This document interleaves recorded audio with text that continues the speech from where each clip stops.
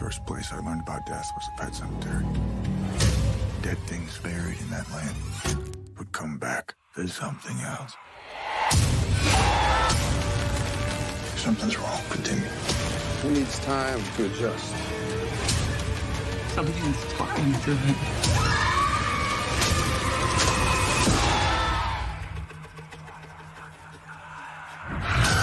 Pet Cemetery, Bloodlines, now streaming. Rated R. Freddie! Surprise! Dad! What's going on with your son? Wish I knew. Got a girlfriend I've never even heard of. When I told him I wanted to spend more time with him, he said no. It's just not a good time. Have you considered that he hates you? Don't sit there! Those are Christian Lacroix pillows. So we can't sit on the couch. Not in jeans.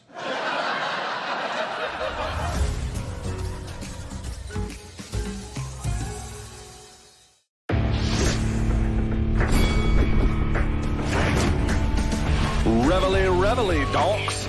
Look at us now, tip to tip. This is our life. This is our passion. That's the spirit we bring to this show. I'm Luke Thomas. I'm Brian Campbell. This is Morning Kombat. Yeah, in the words of Reef the Lost Cause, this is where we talk shit. Hi, everybody. My name is Luke Thomas. That's Brian Campbell over there.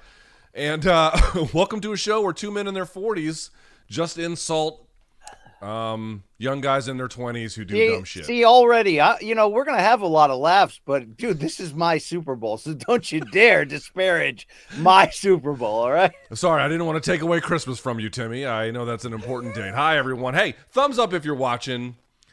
Please subscribe. Here we are on a Saturday. We could be doing other things. I could be at toddler parties. I really could, but I'm not. I'm here. I'm here doing this with you guys. So we're going to be here. BC, if I can be honest with you, you know how much prep I've done for this? Just watching clips on Twitter of John Fury, headbutt a glass wall. I've done nothing. So I don't even know in the fight card where we are. But according to DAZN's estimates for this KSI Fury / Logan Paul, Dillon Danis watch-along here on Morning Kombat, they projected the ring walks, I think, at like 4:45 or 5 for the co-main event, BC, which, of course, would be Dillon Danis, Logan Paul. I will say, there's been BC looks hot.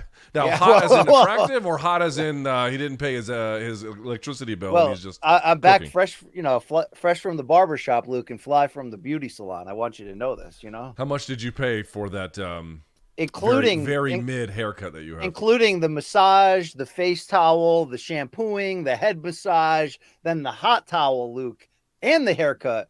I paid $28 before tip. I got to tell you, I don't like the massage. You know what I mean? You're like, here's what I hate. Really nice things, but here's what I love. $80 haircuts with a $20 tip. So I don't mean it that way. First of all, I normally don't have much time. That's the first issue. The second issue, more importantly, is don't fucking touch me. Like, I only want someone touching me where I really want to be touched.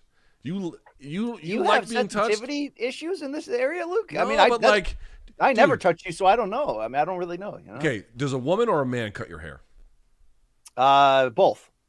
There are a few different people at this location, and I use a bevy of them. Given the lineup of the moment, I pick out the best ones. I know. Yeah. Look, I could give you pound for pound list of this location. I really could. Okay, hold on. Just to interrupt this, I'm looking at pictures of the Saudi League on this DAZN broadcast. Oh yeah. Because they're going to have that on DAZN. Just bathe in that blood money, Luke. That's the future, all right?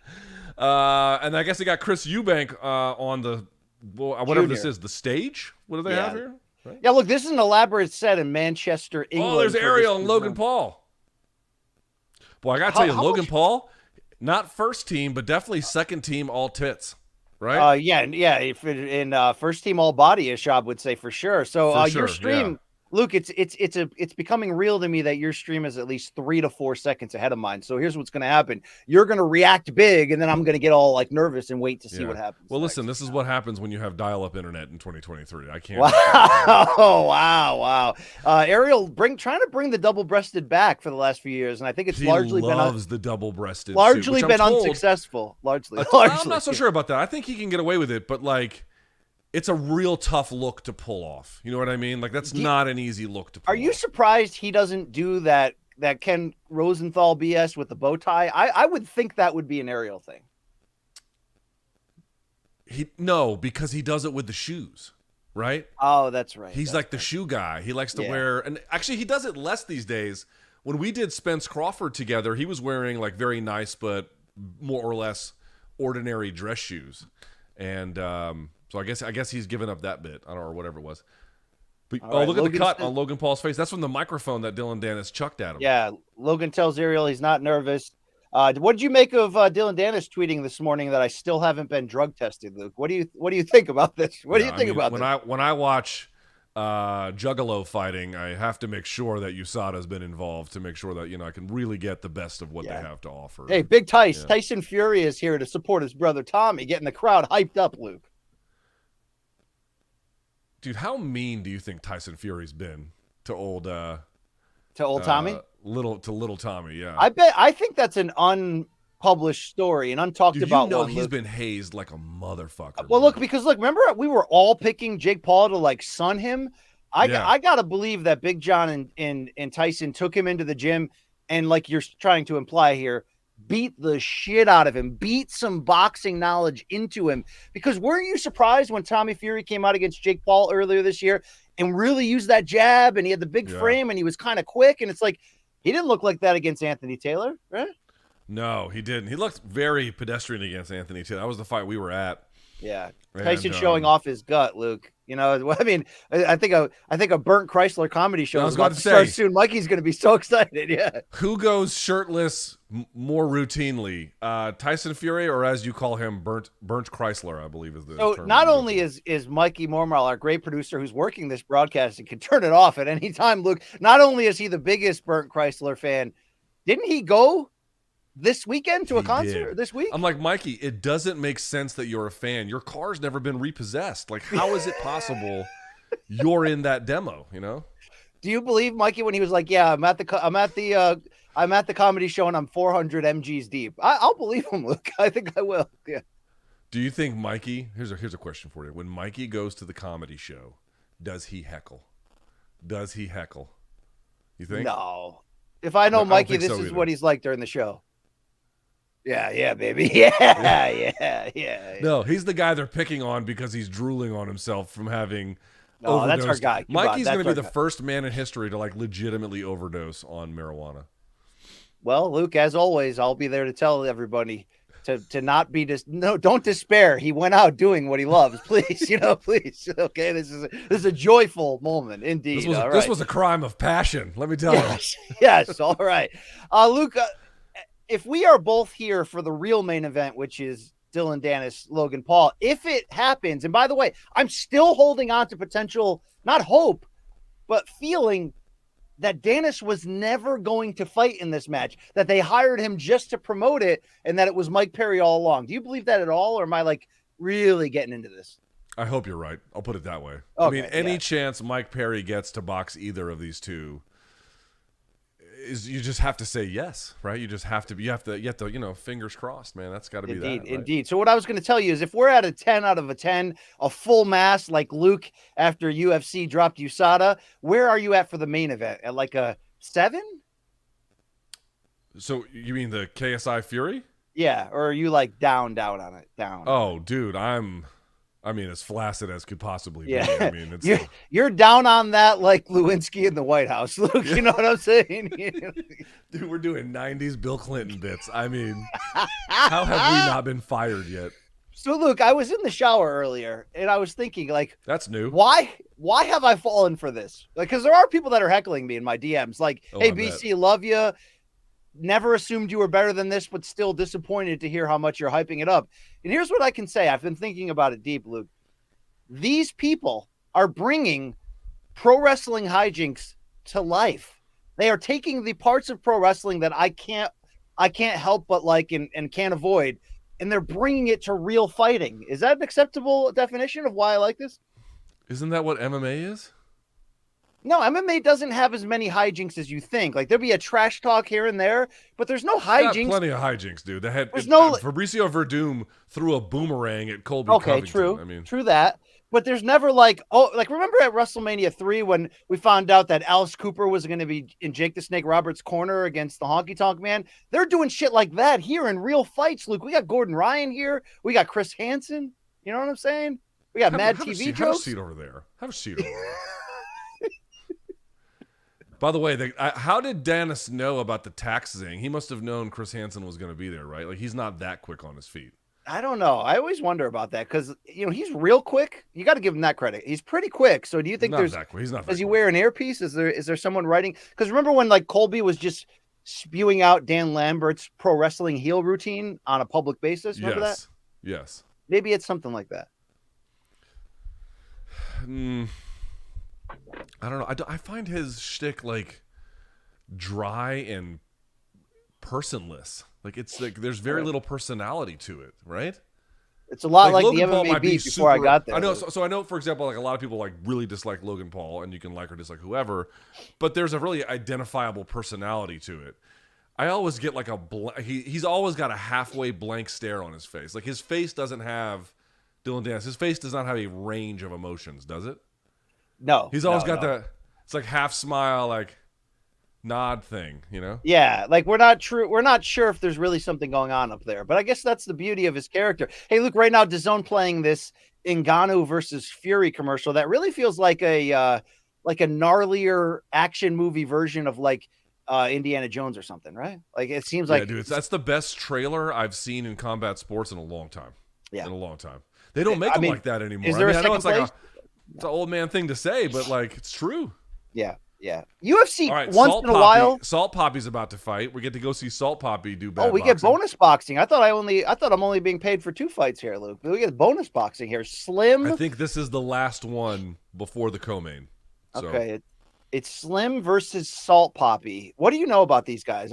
Well, before you answer that, Brent Brookhouse, our colleague at CBS Sports? Nice guy, right? Real nice guy. Yeah. I've known Brent for a long time. Do you know how he watches like every fight ever and every movie ever? He wrote a preview for CBS Sports on this fight where he painstakingly broke down like the fighting styles and the hijinks of each one. I refuse to like this on that level, but do you know anything about these two guys, Luke? They look like they've shoplifted in Times Square, but beyond that, I don't know. Okay. Okay. Yeah. I'm going to guess that's what they've done. I have no idea if that's accurate. Probably not, Yep. I'm cheering for Salt Poppy, to be fair with you. I saw one of his fights. I don't know which one it was. He threw some nice punches. Like, obviously this is what it is, but he had a couple of zingers, and he flatlined one kid. Yeah. So yeah, I like if I have to like someone in this contest, give me Salt Poppy, right? Well, he lost a lot of weight. I'm cheering for this life turnaround that he's going that's through. true. He also did lose a lot of weight. Yeah. Now, to be fair, I don't know who these guys are at all. Like, why are they famous, Luke? Do you know? Are they video gamers? Are they? Dude, when I tell you, like, I think that what their claim to fame is shoplifting in Times Square. Like, I mean that. Like, oh, you mean that? Okay. What's their claim to fame? I don't know. They won the knockout game in their neighborhood. I genuinely do not know. I do not know. So if they were walking around Singapore in the late 80s, they would have gotten caned, is what you're saying? That would have been their...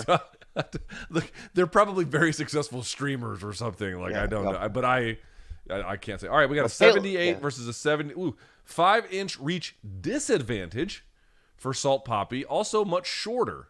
So 3-inch height disadvantage. Yeah. So Slim, 3 inches taller, 5-inch reach advantage, and slightly heavier as well, both age 29. Again, both probably have punched the Spider-Man in Times Square a time or two, A few times. Yep. How many bad times have do you seen think... a fist fight in New York City? I haven't. I don't think I have. Dude, You've seen like regular fist fights? I can't believe I've never told you this. So when we did, this is a true fucking story. When we did MMA Uncensored Live, obviously I met Craig Carton there, and MMA fans hated Craig Carton, but they just didn't understand who he was. And he now has his own show on FS1. He went to jail, had an HBO documentary made about him, but he's always been great to me, right? Like he's always been super great to me. And so like after every show, Craig would go to a bar and be like, "Yo, meet me here. We'll hang out." So I was like, cool, it's great, let's do it. And he told me to meet him on some bar on like 9th Avenue. I don't remember which one. So we get out because we're literally in Times Square, like right above the Bubba Gump Shrimp sign, like the old TRL studios where we did the show. And as I'm walking into the fucking bar, the bar is like on one of the corners, so it's like 9th and whatever. He opens the door. He goes, "You got to come see this shit." And I'm like, what, because the other crew members were going to show up or whatever. And as I walk in, I shit you fucking not, a little person, a real little person, took a fucking stool over their head and chucked it at one of the servers. They had apparently been fighting the whole time, and I walked in right at the apex, and I'm like, have they been doing this the whole time? He's like, no, dude, you came at the right time. I'm talking as I set foot, he just He-Man that shit at her. And anyway, she was bigger than he was, and he literally got chucked out on his clothes like cartoon style after that. But it was one of the most amazing things I'd ever seen. It really was. I saw a guy 2 tables over from me, New York City, St. Patrick's Day. He got into an argument with a chick. He got up to leave the table and turned and threw his glass of beer at her and shattered her nose, and it became a big incident, and he ran off. That's about it. You know what I tell people, though, Luke, and I don't know if they believe me. My parents brought me on the train to New York City in like 84 or 5 just to go to Radio City Music Hall, do the Christmas thing. But that was back in like peak crack Manhattan times. Yeah. And I remember I saw, I think, 5 car accidents that day where people just collided and then just kept going, or they would hit the car in front of them and they just keep driving until that car pulled over.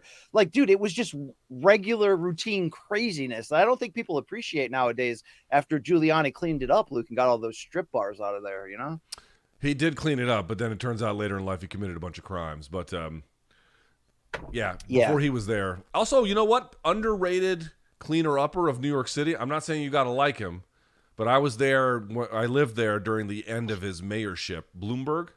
Yes. Bloomberg was the one who put in the smoking ban.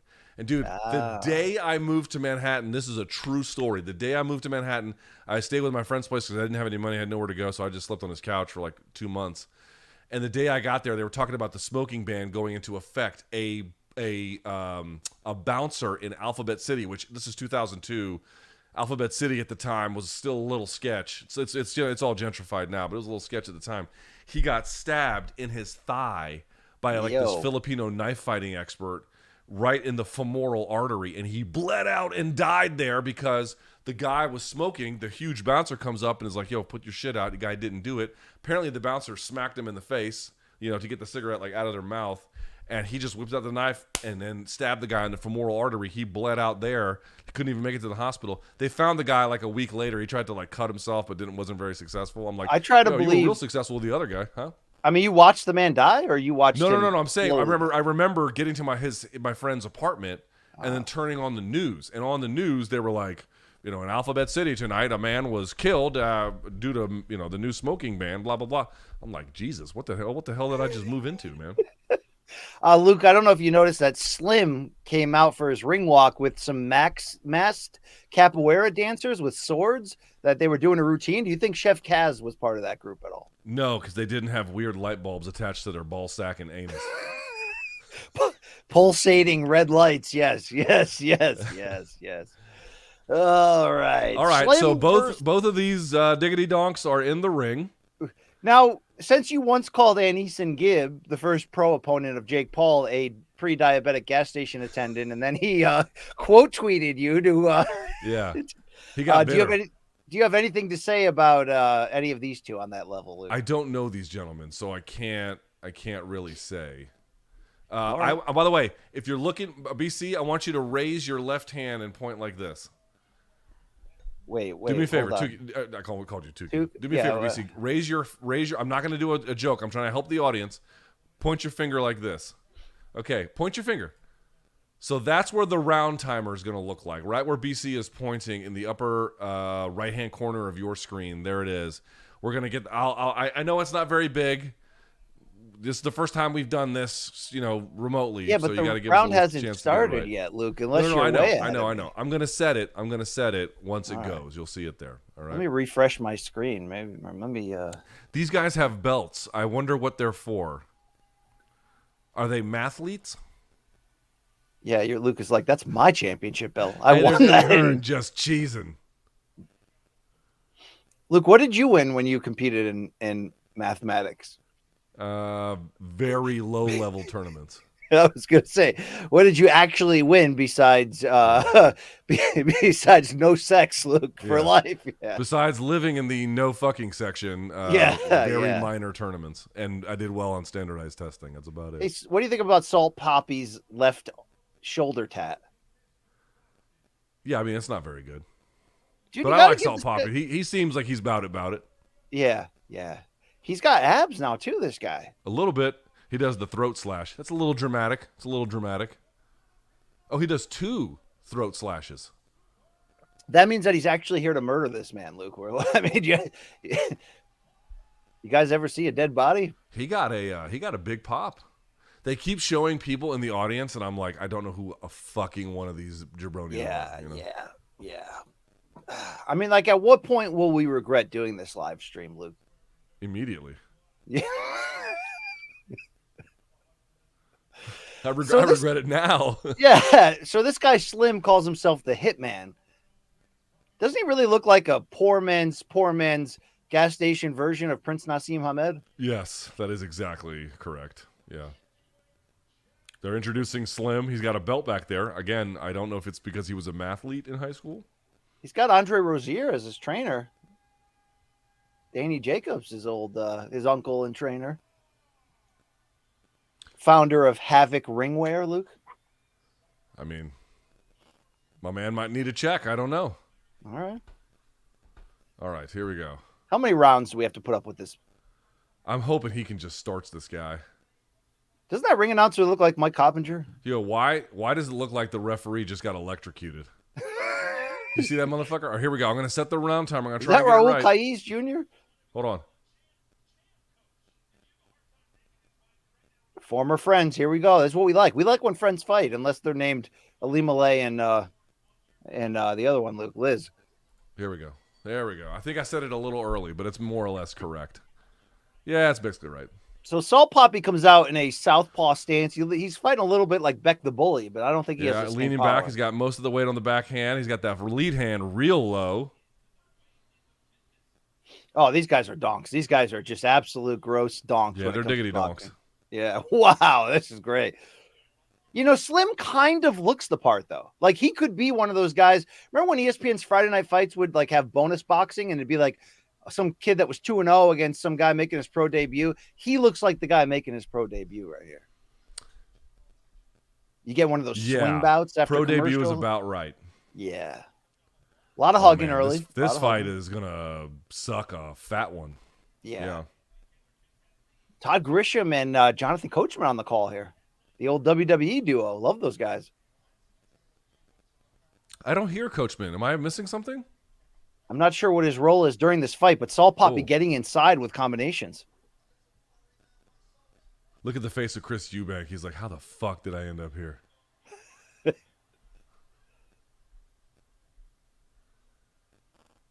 BC, are you going to drink tonight? Yes. After the stream, you mean? After I do my HQ hit? Yeah. Yeah. I'm going to a get together, so I will. Look, I'm gonna have to put on a collared shirt and act like act like I shower every day. BC, here's a little rule of thumb: if you're gonna drink white wine, you got to hold the glass by the stem, not the glass, because your fingers heat. Definitely not gonna drink white wine, but thank you for that tutorial. Thank you. Yeah, it's true. People don't realize that. If you the red wine, it doesn't matter, but when you have the white, your fingers heat the wine. You got to hold it by the stem. Did your siblings who are restaurateurs teach you that, Luke? They did. Yeah, they did. All right, there you go. Dude, I can't remember the last time I had a glass of wine. Like, genuinely, I don't know. All right, I'll sit here and wait while you think about it. What's the opposite of swanging and banging? What's the opposite? Math leading? Yeah. High school debate team, Luke? What else you got? Where were you after high school? Yeah, there you go. I like how you present that you were like borderline homecoming king. No, you were an anonymous loser. Oh, that's not true. No one picked on you because no one cared. Okay, at my best, I was upper middle class cool, right? Come on, I don't believe that. I don't in any way believe that. That I was that funny guy, Luke. If I could go back enough just to put off the beatings.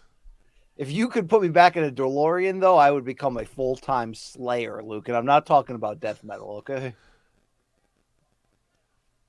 My feed no longer matches the clock, so I don't know what's about to happen here. Yeah. I don't even know if my feed has a clock, to be fair. No, it doesn't. It definitely doesn't. All right. There you go. That's the first end of round one. Did you prefer the holding of Slim or the holding of Salt Papi in the first round?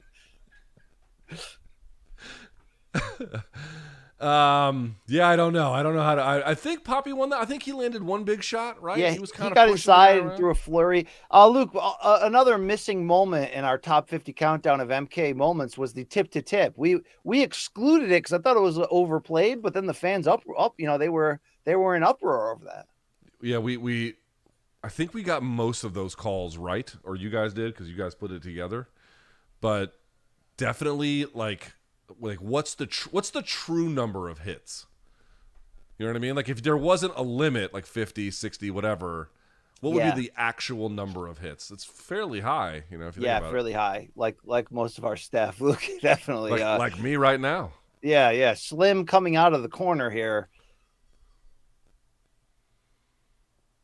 Can I openly cheer for this fight to end? Because I got to see if Danis is going to show up. I got to see, Luke. They've got me. They've got me right now, okay?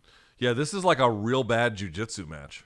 Yeah, which is really every jiu-jitsu match if you ask me or Mads Burnell. You know what I'm saying? Yeah, except for those jiu-jitsu matches we saw at what was that place where they gave us the gimmicks, Luke, in the crowd and like high rollers. High rollers, where they're like, I know you already have 4 joints in your hand. Here's 4 more. We'd love to have Guys, can't recommend going to high rollers enough. They just keep handing you like. Who were we hanging out with? It was Emily Whitmire and Cynthia Calvillo, possibly. I think that's right. Right. Yeah. All right. Oh, now they're just trading along the ropes. This is something. This is the most action all fight. Yeah, so Papi is getting inside here against Slim, who really has nothing. He has nothing. I'm not sure what he brought with him. He breathes in a very pained way. He's like, yes. So you see that logo on the left. Nice little pull 2 counter there from Papi. Oh, they want us to do He's got a little razzle dazzle. The fans want us to do one of these slap fight things, Luke. I don't watch snuff films. So, Luke, as you can see, Slim is wearing Havoc ring wear that his trainer created. Remember Andre Berto used to wear that, Danny Jacobs? Yeah. You know what I'm talking about, that logo? You see that? Yeah. Looks like a tramp stamp above his asshole. What is Fansly, the thing that's sponsoring this? I don't know, but do you know what I have inside my water bottle right now? You know how the hip thing now is to put those powder packets in your water because it like. Yeah. Oh, look at the action, Luke! It's heating up here. A little bit of a right hand from Papi. He's just kind of touching and going. My kids fell in love with the Prime powder that Logan and KSI. Yeah, used. like every nutritionist on earth says, don't drink it. Don't drink it. I put it in here. I'm drinking it for the first time ever right now, Luke. Yeah, they do say it tastes good. But it tastes really sweet. Yeah, like Volkanovski, and he calls himself the fight dietitian. I think his name is Jordan. He's this Aussie dude who he works for like a lot of the CKB guys, but he went to school, like he has advanced degrees and everything, and he does these really like very easy to understand but fully breakdown videos. So he knows that both of the guys, Volkanovski and Izzy, are sponsored by Prime, but he did a huge breakdown on why Prime is total shit. Oh, nice. And you know Derek from More Plates, More Dates. He did. I know the name, Luke. I don't watch. He did like 2 of those videos. He did like 2 of them. It's apparently like complete garbage. All you have to do is fool teenagers and you could become a millionaire, Luke. That's how this world works. But hey, Papi's putting it on Slim right here. I mean, he's holding his head with 2 arms, but this referee's out to lunch. Luke, look, right? This referee definitely claims to have been butt raped by aliens. I mean, okay, that went too far. Hey, Danger Mouse is back. Look, DM. Danger Mouse is back. What up, DM? Yo, what up, player? What up? About time. Hey, Luke, can I show you my weakness? These are my weakness. Dude, California is banned those for cancer, Luke. You're like, I love it. This is great. Somebody get me another Skittles energy gummies? drink. No, they didn't. The red dye in Skittles is banned by the state of California. Oh, yeah, but not this. This is different, yeah. Why, is there red ones in there? Yeah, but it's not the same dye. How do you know, Luke? How do you know? Because I know. What are you drinking? It looks like dehydrated urine. This is Lyoto Machida's piss. I had it specially flown in.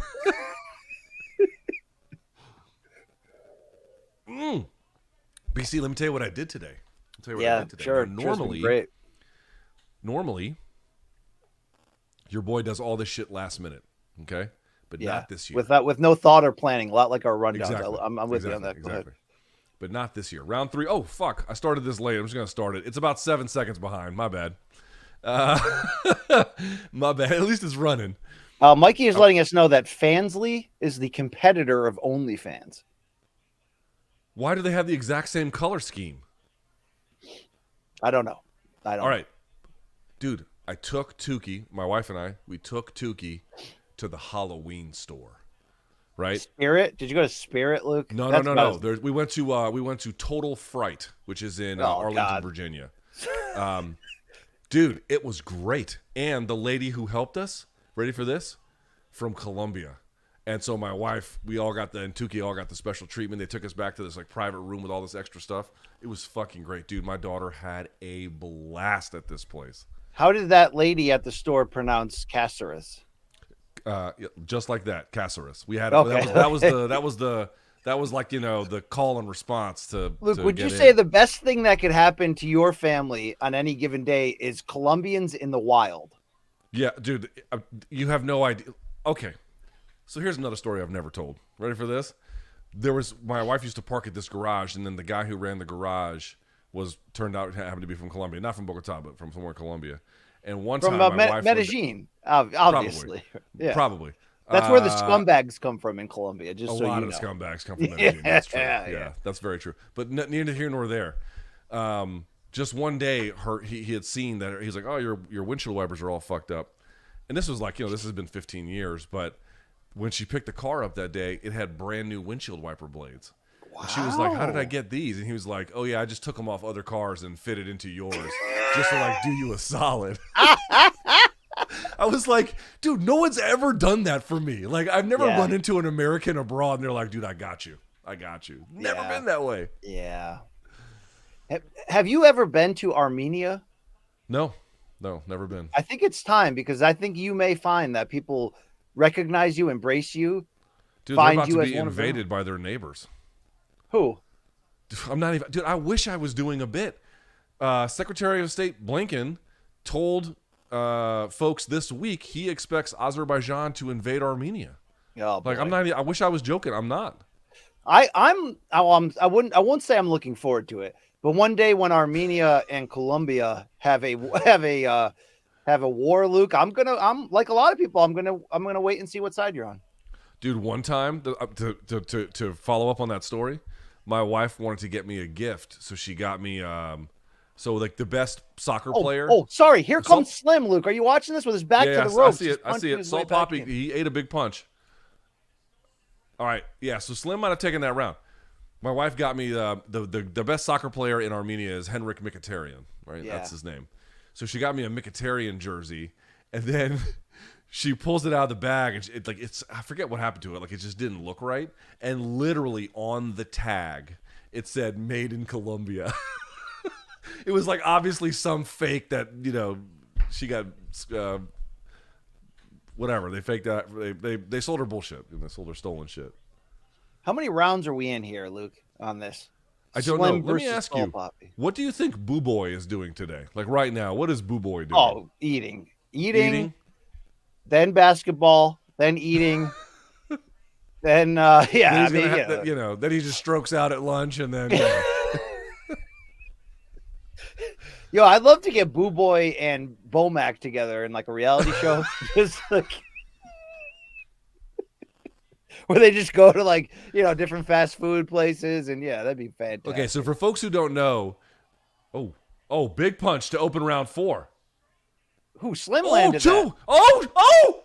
Here comes Slim. Yo, he is straight punches. Straight punches. And by the way, Salt Papi square as a fucking... Salt Papi not moving his head. He looks out on his feet, look. He looks like he's done.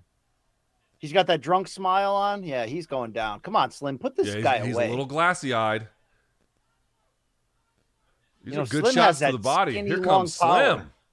Slim, use your reach, Slim.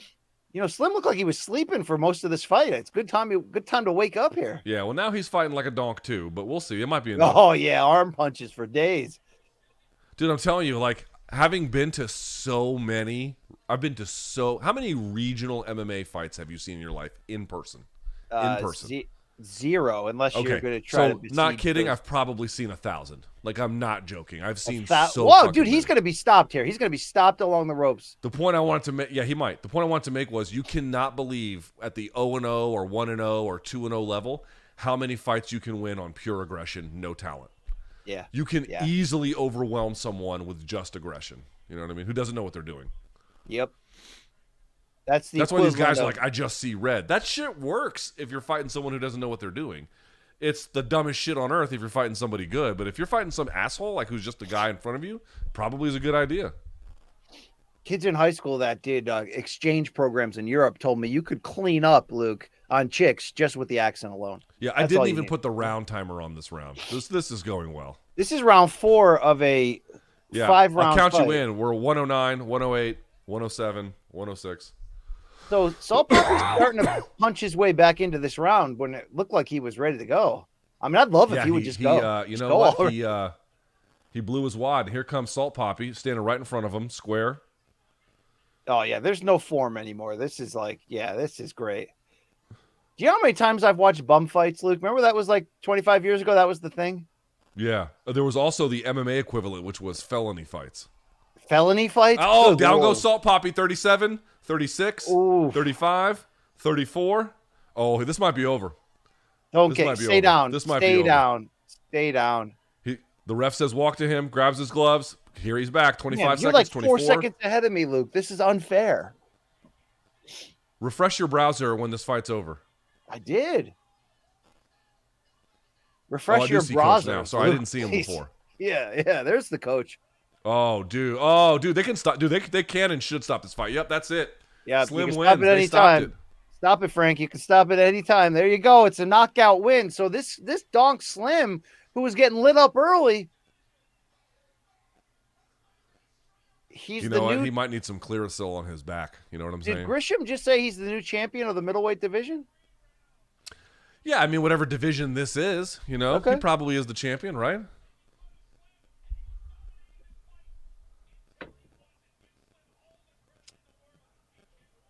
Jonathan Coachman saying he was dominating. Talk about Salt Papi.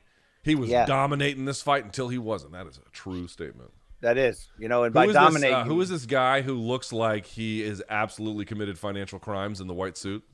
that is Callie Sauerland, one half of the Sauerland brothers, former legit boxing promoters, but Callie is known as a hard partier, Luke. Oh, hard, is that right? Hard partier. Okay. Yes. Wait, now, like hard partier, like John Fury fucking digging in the eyeball thing, or just No, hard like partying for fun? Like we used to have a running bit on my boxing podcast about Cali parties. You know what I mean? Like if you can get yourself to a Cali party, be like eyes wide shut. Yeah, it'd be fantastic. No, this guy. There's so many videos. If you just search Cali Kalle Sutherland on Twitter, on YouTube, you'll find videos of him. Luke he makes the weirdest faces. It looks like he's always on heavy drugs. I love that man. Hey, that's a hell of a win for Big Slim. You got to give it to him. Yeah, I don't know what it means, but clearly it means something because people are. Yeah. Now that back knee that you're referring to, do you think that's PED induced? Hard to say. You know, I'm not a dermatologist. Yeah. Don't really care. Yeah. You can go to Fansly to get the fantastic finish. I bet you can get fantastic finishes in Fansly. You know what I'm saying? For people who really love assholes, it's Fansly. Yeah. All right. Yeah. Dude, we're just gonna get right to the point. You and I are gonna get some venture capital funding. Yes. And we're just gonna call ours buttholes only. And then just really we're not, you know what it's about. Like I mean, only pipes was a great idea, except for the fact that it'll be all pipes, Luke, and I'm not into that. You know what I mean? I'm not really into that. nothing wrong with it, but not your bag, you know? Yeah. That wasn't dude, you never answered this question. What are you bringing in your contribution to the bag of porn? What are you putting in there? What does Brian Campbell bring to the potluck, so to speak? So you're talking about back in the day when I would go to a stag or a bachelor party? That's right. Yes. Automatic, no doubt about it. I'd get at least 2 barely legals to start. Right? I try to get like 4 to 5 mags, but I always felt like barely legal was the bookend, and then I'd try to get like as gross and off-brand I could to put in between them. Because some stores, Luke, had real deep varieties back then. I mean, I was once a degenerate piece of crap. So yeah, but like I don't lie. I'm not lying. I could bring many people on to verify this. Have you ever been to a good stag that had a raffle that had like golf clubs, Xbox, Red Sox tickets, like good things there, right? Like legit good things. You buy your tickets and you get your chance. Bag-o porn would be one of the first 2 items picked every single time by some like toothless old guy who probably didn't even know the groom. Like that's the thing about the culture of factory towns. Do you know how many stags I went to of people I've never even heard of or met before, Luke? It was just a thing. They're like, and the common denominator was hardcore pornography. Well, or alcohol and a shitty buffet. But it'd always be like, hey, dude, my buddy's buddy's cousin is getting married. You want to come to the stag? And I'd be like, what kind of buffet they got? And he's like, probably, sausage and peppers, chicken wings. And so I'll be like, oh, yeah, all right, $20. Yeah, I'll be there. And then I just drink off that keg all night, Luke. It's a good deal, right? When you're 21. I haven't drank out of a keg in a long time. Good Lord. All right, I did Slim's the winner. Yeah, there he is. Look at this guy. He's got his belt on. Again, I don't know what it's for. What is Slim known for? He's the Misfits boxing middleweight champion, Brian Campbell. That's what he is. Okay.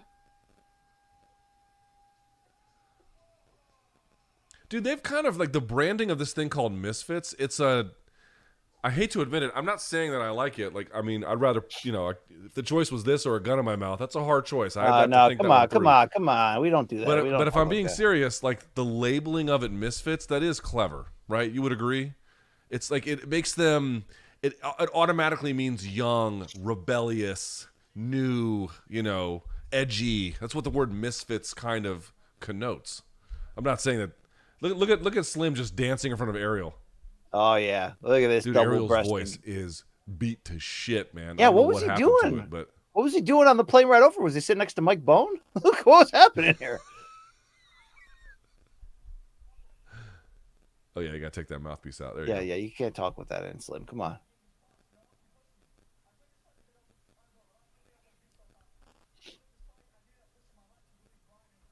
Mikey, can you tell us what this guy does? Why is he famous?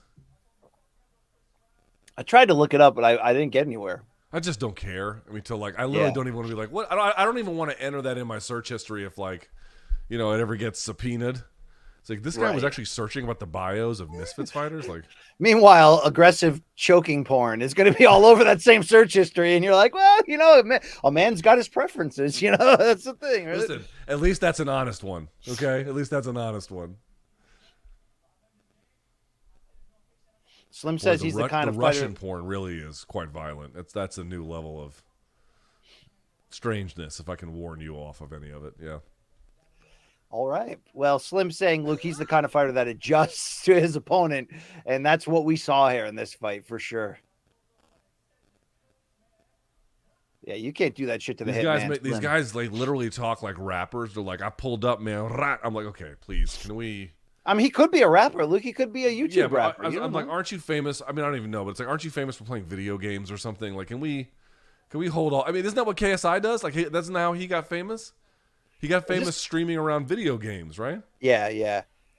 It's like, well, he's a rapper too. But is this guy calling him out here? With this guy, young BJ Penn, Luke? Is he calling him out? The guy with the third worst haircut of all time. No, that's pretty cool. If you're that haircut, I would wear that, Luke. That's legit right there. I would not. Do they have weight classes for this championship, or is it just like whoever shows up? Dude, look at Ariel. He's got the mic in his right hand, and he's got the elbow on the other. I always do it the opposite. I always have the mic in the hand closest to them, because I want to be able to go that way. But he has to get that forearm in there. Well, he's got a double-breasted suit on, Luke, so his arms have to be out wider. It's like it's a real awkward feel and look, Wow, that's Slim saying, after I dropped him the first time, I felt bad. I didn't want to give him brain damage. You got to really appreciate that type of care. I want to be. Let me just tell you something. Everyone's like, you got to respect anybody who gets in the ring, and I want everyone to know I don't. All right. I'm not saying here's the reality about, like, dude, I'm telling you, you go to enough of the early pro boxing fights, you go to enough of the donk regional MMA fights, and I've been to so many. You're like, you got to respect everyone who gets in there. I'm like, as a general orientation, that's definitely great advice. But let me just tell you, is it literally true that everyone who gets in is deserving of respect? No, it is not literally true. Let me fucking assure you, okay? Did you read this bio Mikey sent us that Slim Albire has began uploading prank videos and vlogs to his YouTube channel in 2013? That's a long time. Then he should have gotten knocked out. Then All Papi really should have won. Did you see what happened just outside D.C.? It made national news with the YouTube prankster. No, what happened? There's video of it. It was on ABC, NBC News. I'm not exaggerating. This prankster, he was in what's called the Dulles Town Center. It's near Dulles Airport. It's like way far out there in Northern Virginia, right? It's for all the white folks who just can't stand minorities. Like, that's where you go, right there. Oh, what? Is it near Herndon, Luke? Is that where it is? Yes, it's near Herndon. Yes, this is the exact same people I'm talking about. They're just like, we don't want any of those. You know what I mean? They want to have what they want to have. Okay. Anyway, he's in the Dulles Town Center. He's a big dude, not like huge, but he's tall, and he's doing pranks. And he goes up to some guy. The best way I can describe this guy is not quite down on his luck, but at the precipice. You know what I mean? Not the kind of guy you would intentionally fuck with unless you had a good reason. And this prankster goes up and is putting his phone in the other guy's face, and the phone is saying something like, "I know you want to see my twinkle," or something like that. Some weird suggestive phrase. And the guy does literally say stop twice. You can hear him on camera because there's a friend filming the whole thing. And the guy says stop, and he swats it away once, and then he walks away, and the YouTube guy keeps playing it and putting it in the guy's face. So after the guy tells him to stop twice, and this happens very quickly, a matter of like 10 seconds, and walks away, the guy follows him. He just pulls out a gun and then without hesitation shoots him right there in the mall. Damn. And you can see the whole thing. He just pops him. So he got found not guilty, which was why it made national news, because this YouTube prankster actually has a decent following, as I understand it. And all he does is these dumbass fucking games. Now, I don't think anyone should be shot for a YouTube prank. Wait, did he die? No, he lived. He lived. He got shot in the stomach, and he lived. He's still doing pranks, by the way. It's right. Dude, a guy shot you because you suck so much at this. I would really rethink it. But in any case, he is probably going to go to jail, because you can't fire a weapon in like a fucking mall. Like, he just, there's discharge rules about that. But he, on the murder charge or the attempted murder or whatever, he was found not guilty. And I was like, anytime a YouTube prankster like loses in the knockout game or gets shot in a mall. Okay, but how is it not guilty? How is it not guilty? I mean, what crime did that prankster commit leading to getting shot in the stomach? I don't know what he was charged with, but ultimately a jury did acquit him. Basically, I mean, and I'm sort of judging like the ethics of it. Was he reasonable to fire the weapon? Was that a reasonable thing to do given the conditions that he was under? Telling the guy to stop twice, moving away from him. But like, if you watch the video, dude, it happens very quickly. And when he pulls it out, he doesn't pull it out and go stop. He just goes like this, bang, just like that, like instantly. Damn. Yeah. Oh, damn. Luke was one of the first ever to buy Maverick merch. Oh, Miranda Maverick? I don't have any Miranda Maverick merch. No, he's talking about Logan Paul, Luke, the Maverick, Logan Paul. I didn't know he had Maverick merch. I mean, he could be talking about Miranda Maverick. Do you have any merch? The only merch, I don't even know where they are. Where's that gift Tony Ferguson gave you awkwardly that time? Somewhere in here. Yeah, somewhere down in here, one of these things. Years and years and years ago, before I think even UFC bought them, WEC sent me some old blue gloves. I have a pair of old school. Dude, that'd be good gloves to display and bring back, Luke. That's a hell of an archive right there. Yeah. So I do have a pair of that. That's the only merch that I have. Oh, and you ever watch this? I have a Mayweather Pacquiao shirt that I bought at the stand when I was there.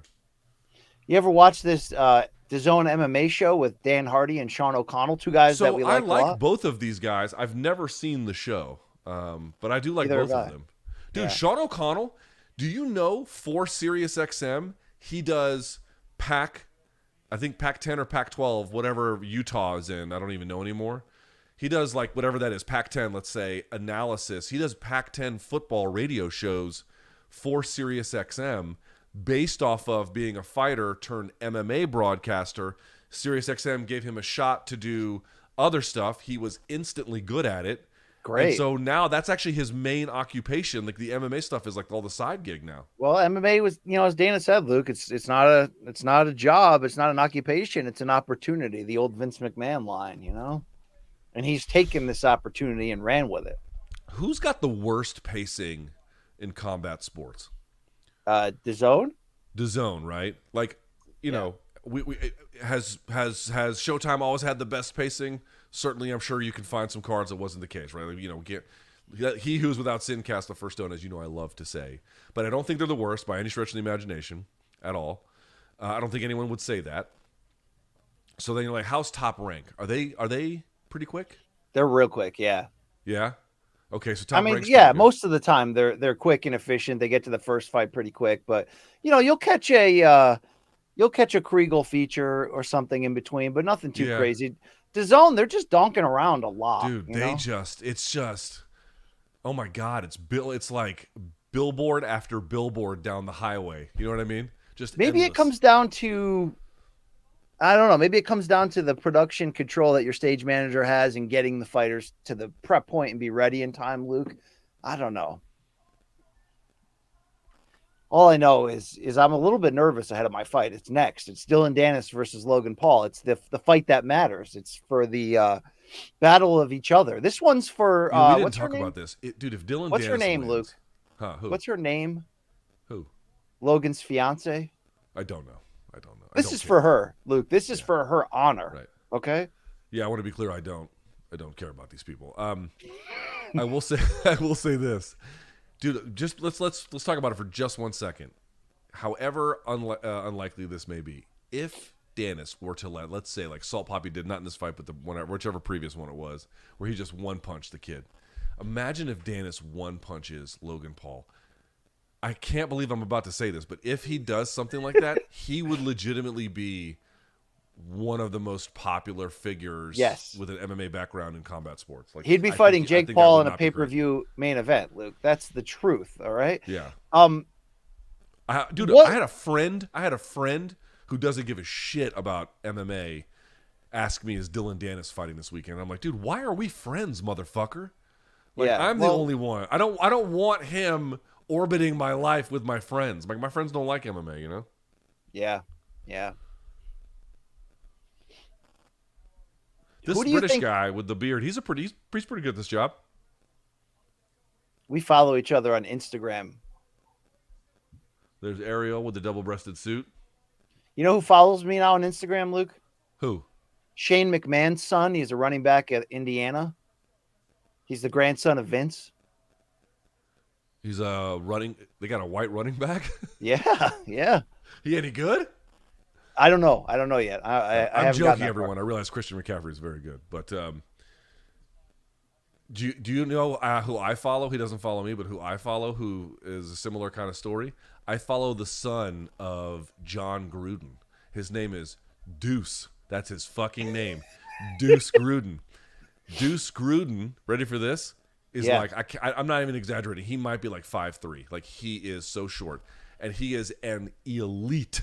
When I say elite, I mean elite power lifter. He has excellent numbers on the squat, excellent numbers on the bench, excellent numbers on his deadlift. He is strong as fuck. Deuce Gruden, look him up, and he posts all of his lifts, man. He's legit. Very technical, but his name is Deuce. Can you believe that? Imagine going through school, your name is Deuce. I'd drop that Deuce instantly if I was him. Luke, what I've been trying to ask you for 5 minutes is this. Who's going to fight the winner and who's going to fight the loser of Danis versus Logan? I mean, does it come down to, like, if Danis can prove he's a decent boxer, could he get a bit more fights off of what he did this promotion? I think he could. I think if he makes enough of a showing here. Dude, it's not, you know the rule. If people want to pay money to see it, there'll be another opportunity. It really just depends if he can satisfy that condition, whatever that is. Did you see him hitting the gloves, Luke? He was in the locker room with his coach. Yeah, he threw a jab. He's going to wrestle. Dude, and then he went right into wrestling. Yeah, he's going to. So be prepared here. He's going to fight negative the entire fight. You got to understand that, right? Yeah. It's going to be almost as bad as Jose Canseco bringing in the bat, to that MMA match against Hong Man Choi. It's going to be like that, Luke. It's going to be bad. I see there's not much of a dress code for this event, huh? Like Ariel's got a nice jacket on, and I'm sure Chris Eubank's clothes are expensive, but they're not getting ready for the prom. I can say that. Well, no need for tuxedos for this type of event. Yeah, I guess so, right? If it's Misfits, got to. I mean, Ariel's got sneakers and jeans, and he's probably the best dressed guy on that stage at the moment. Double breasts notwithstanding, neither here or there at all. Nothing. I've never been to Manchester. I do want to go. I've been lucky, BC. I've traveled to a lot of places, but yet so many places I still want to see. You don't have that kind of curiosity? Yeah, I do. I just didn't have the kind of money that could feed that curiosity until about now. But my kids have college coming up, Luke. I can't be jet setting. All right. Where are you going to go when you retire? You're going to go to like dumb shit, like all inclusive resorts on Aruba and shit. That's where I go all the time now for vacations. That type of stuff, whatever the family wants. You know what's underrated that you would love is some of the wilderness in Canada, Canadian wilderness. Dude, yeah, Canadian wilderness is legit. Yeah, I was just there for a vacation in August, and it was great. You ever seen the photos that Eric McGracken posts? No. So he's over on the west coast, like near Victoria, BC. Yeah. Dude, it looks like paradise out there. Yeah, I mean, if you're in BC or Alberta, it's just next level nature overload over there. No question about it. It's still a dream of mine, Luke, okay? Dude, they're having to do, like, remember one time Tank Davis, they were like, okay, Tank Davis, like the producer in our ears, like, Tank Davis is going to be here in 30 seconds. Wrap this up. And then we wrap up whatever interview we have, and we're waiting for him to come to the stage, and they're like, Tank is at least an hour away, just go. And we're like, okay, well, what the fuck? He was going to be here in 30 seconds. Now he's not even going to be here in 3 hours. Like, what the fuck are we doing here? So BC and I, mostly BC, but me too, we had to tap dance for like 90 fucking minutes. We had to film 90 minutes. I mean, they gave us guests, which was great. I pushed hard for guests, and that really helped to break up. That worked for a little while, definitely. But I remember when he arrived, I was literally thinking, I have one more sentence to say about this fight, and that's all I have. Like that's the limit that I can vamp at this moment. And then they were like, he's here, let's go. So it was perfect. But I believe, hey, what do you think about Sean Porter in these commercials here? Sean Porter's getting paid. Sean Porter's having a nice run here. Like every time I go to a boxing event, him and his guys are visible, and they're in high demand. It's very noticeable. I like Sean Porter. The thing I'd say about Sean Porter's commentary is not that he doesn't know what he's talking about. He obviously knows a lot. I think he has great analysis. It's just weird. It's like sometimes he's laser sharp verbally. You know what I mean? And then other times I feel like he starts theorizing, I think he might be the type of broadcaster that plays to the ability level of the team he's on. Yeah, that's fair. But when he's dialed in, dude, he's tremendous. Absolutely. I think him and Kate Abdo, the work they used to do on Fox, they were a tremendous pairing, either in the studio or on the desk above the arena. But yeah, that's that. Luke, so I was going to ask you, but you keep interrupting me. Sorry, I'm this Dillon Danis. My state is compromised, BC. Yeah. I'm waiting these long passages, and then as soon as I get my chance, you then cut off my attempt to finally say a word. What's Brian from Adrian? What's the recent record purchase you made? Adrian, thank you for that question. This is a fantastic diversion. I am head over heels, and I don't think this is sexy, but I am head over heels for Paul Simon right now, Luke, and I never thought I would be. I always thought Paul Simon was, really good, but really good for like the commercial masses. I didn't realize the level of genius that he's basically like the crossroads between Dylan and McCartney in a lot of ways. And I didn't realize the creativity and the diversity in his pop craft, his song craft. And I am purchasing every solo record he ever came out with one by one. And Luke, it's changing my life. And I don't expect you to have a response to that or respect me any less or more than you do. But that's where I'm at right now. This man is a genius. Thank you. I like Paul Simon. I respect Paul Simon. I mean, did you ever, until you heard that song, did you know there were 50 ways to leave your lover, Luke?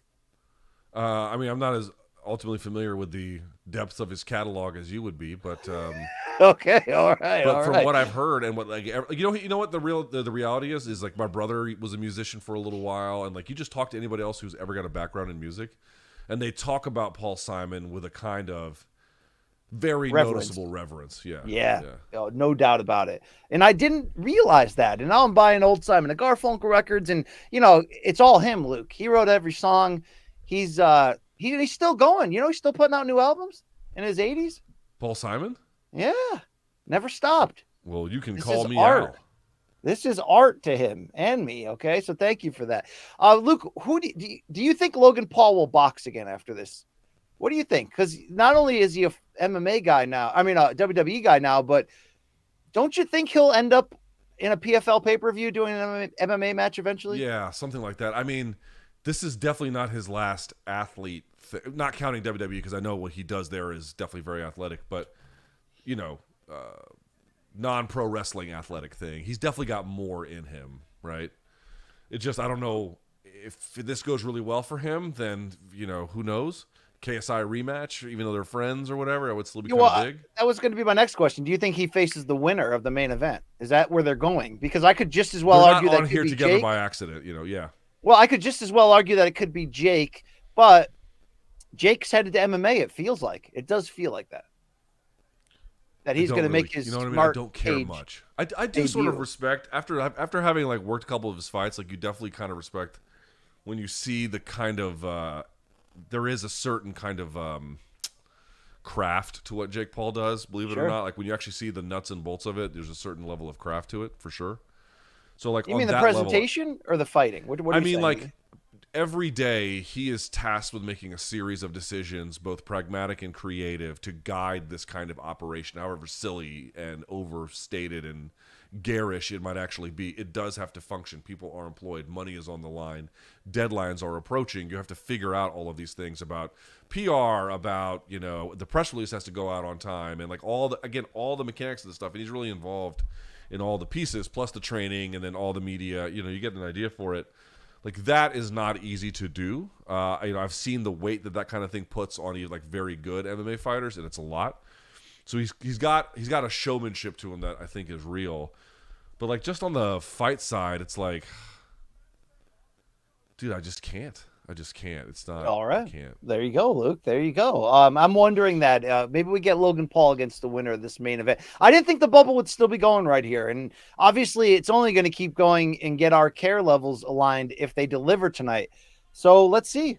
It looks like we're ready for this co-main event for the ring walks to begin. I gotta say, I'm fired up here, Luke. This is what we've been waiting for. Logan Paul. I'm telling you, dude. Gathering of the Juggalos, Manchester edition. Let's run it. Logan versus Dillon. This is for that lady's honor. You know that lady, Luke, that reportedly slept with all those guys? This is for her honor. Dude, Bruce Buffer. No, sorry, not Bruce. Michael, maybe Michael yes, Buffer. My brain. I definitely just stroked out right there for a second. Michael Buffer. Michael Buffer is still making a check, boy. I mean, he is. How old is Michael Buffer? Still pulling big checks? I'd say 80, probably 80 now, right? 79. How much maybe? do you think Michael Buffer gets paid to do one of these, where he's calling this kind of an event, this kind of size? Based on some things that I already know about payment, at least in the 100 business, grand, right? I was going to say 50 to 75. That's what I was. I think it's more than that. Really? I mean, no, dude, that's a lot. 100 grand is a lot of freaking money in this business. That is for one, and it's not like he's calling fights throughout the night. And also, Luke, to be fair, he only typically does like the main event, right?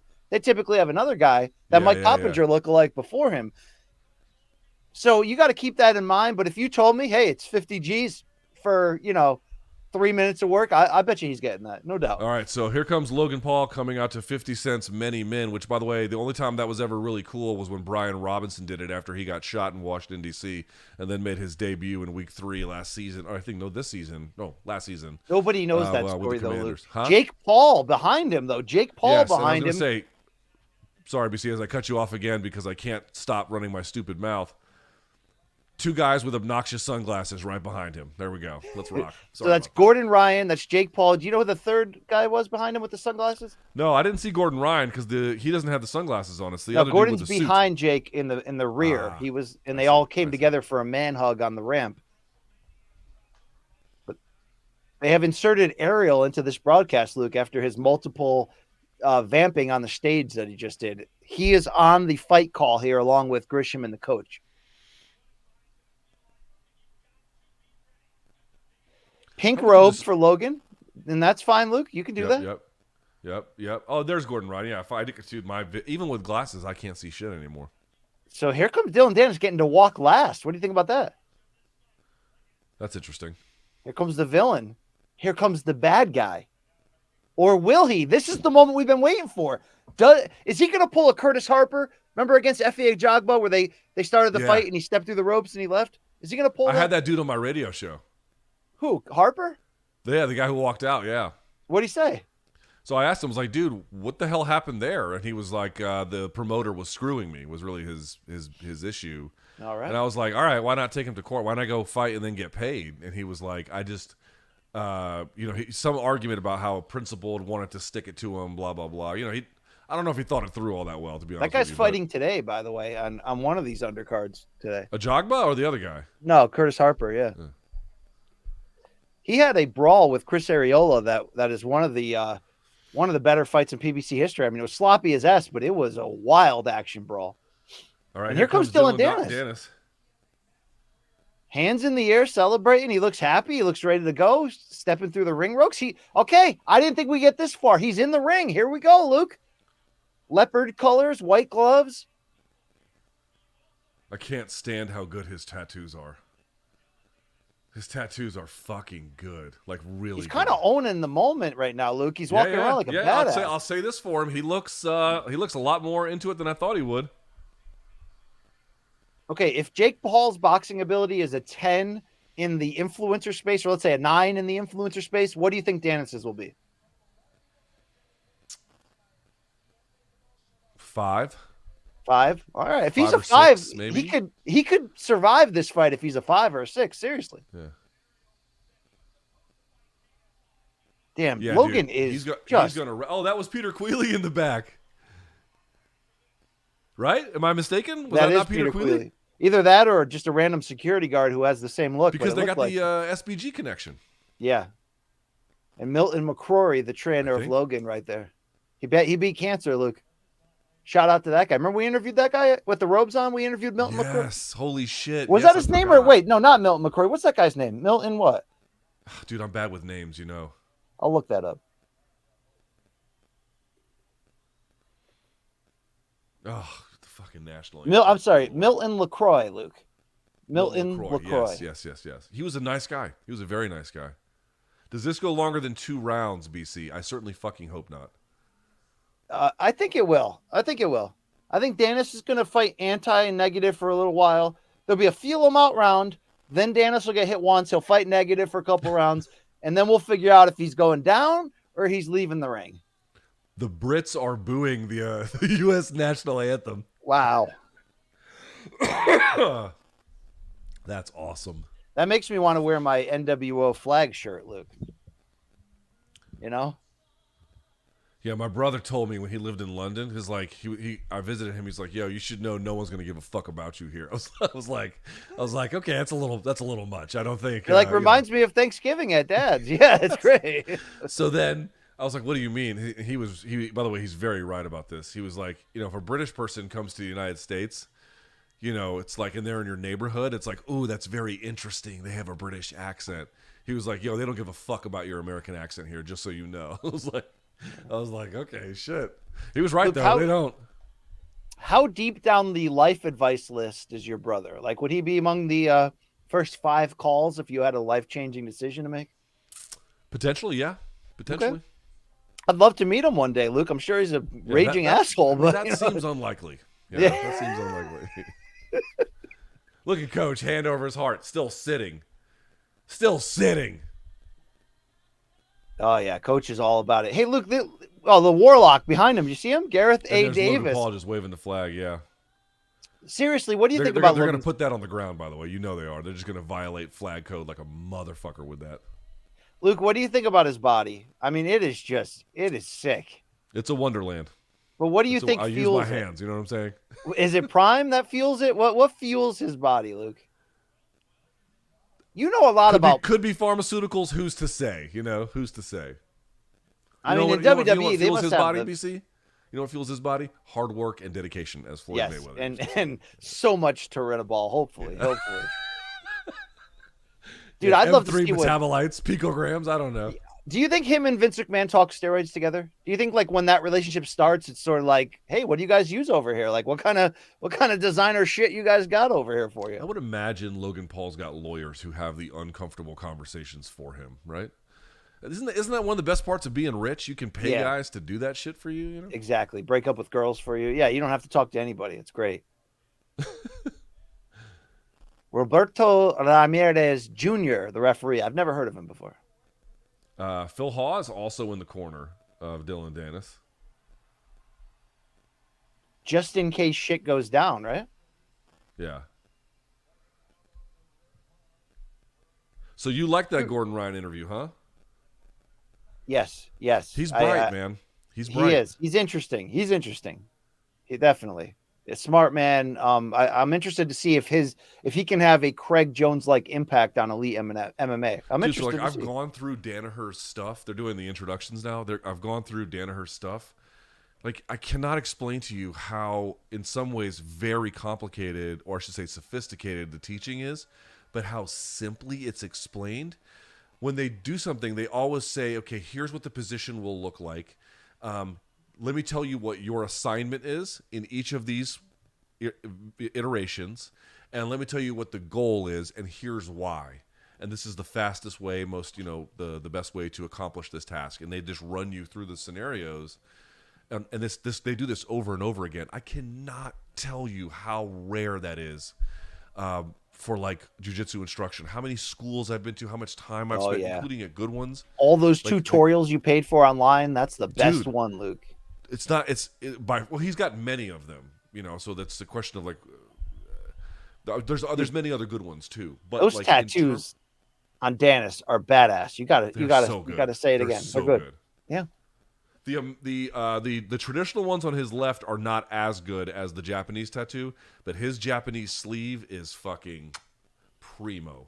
Here it is. It's really happening. We don't need Mike Perry. I guess it's time. Dude, you're watching on your DAZN feed, right? Or are you watching on ESPN?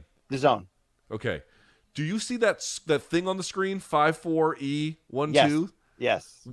What the fuck is DAZN doing? Yeah, I don't know. This is really happening. Here we go. I think. What's the delay? Introductions. He forgot his mouthpiece. Oh wow. Trainer Milton LaCroix putting it into Logan's mouth. Here we go. Here's the instructions from the referee. Let's see if we touch gloves. This is a grudge match.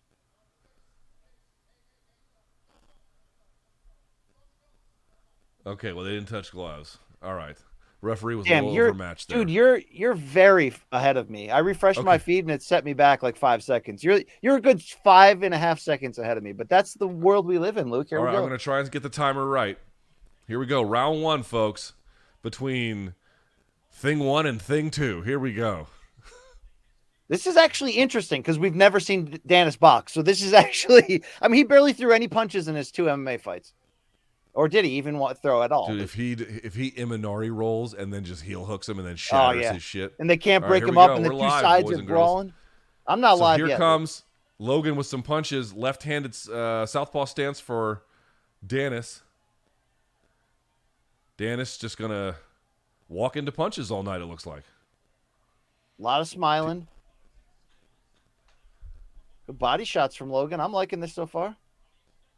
We haven't seen him box since Floyd Mayweather. That was a while ago. That was over 2 years ago. And they're clinching. Logan just kind of muscling him towards the ropes. They separate. Dude, the commentary suggesting, Luke, that Danis is trying to tire out Logan by just hiding Joshua Clottey style behind the high guard. He might be. He goes high Logan's elbow.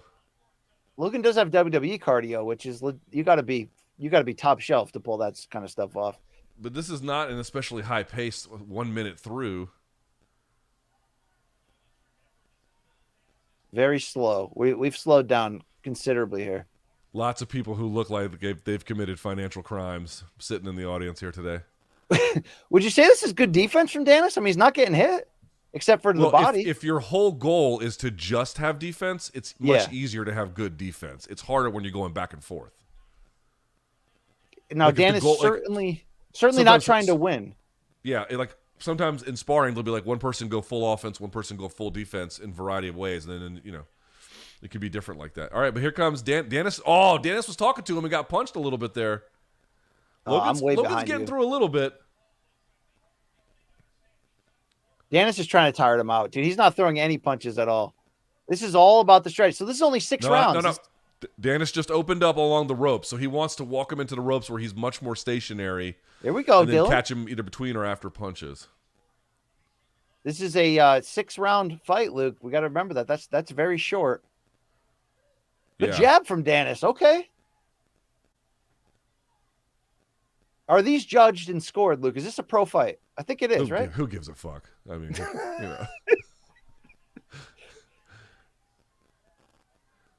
This referee looks like he breathes through his teeth when he has sex. Like, yeah. Luke, do you see Abdu Rozik in the crowd holding the championship belt? That is Hasbula's rival. Do you see him? I see a lot of mouth breathing whites. I can tell you that, boy. So there's if you look in the crowd on the hard cam side, there's a spotlight on this little guy with holding the belt, and it's that Abdu Rozik, right? The little guy. Hasbula hates that guy. Very slow pace here in the final 30 seconds. Yeah, they're taking their time. A lot of body work here from Logan Paul. 2-punch combinations, and they're moving off. Ooh. Gets Logan, through by Logan Paul. Logan with a shoulder to the Round body. 1 in the books, folks. All right, so Dillon fought negative for most of this round, Luke. Just full defense the whole time. Let's see if he opens up now, because this is going to get him knocked out if he does. But let's see if he opens up now. I got to refresh my feed. I got to catch up to you. Are trucker hats in or out? Still in. They're and still in. And I think they're timeless. Or at least I hope so. I think they're timeless. I mean, listen, if your name is Seabass and you're wearing Winem Dynam 69, I'm not here to get in the way. But... Yes.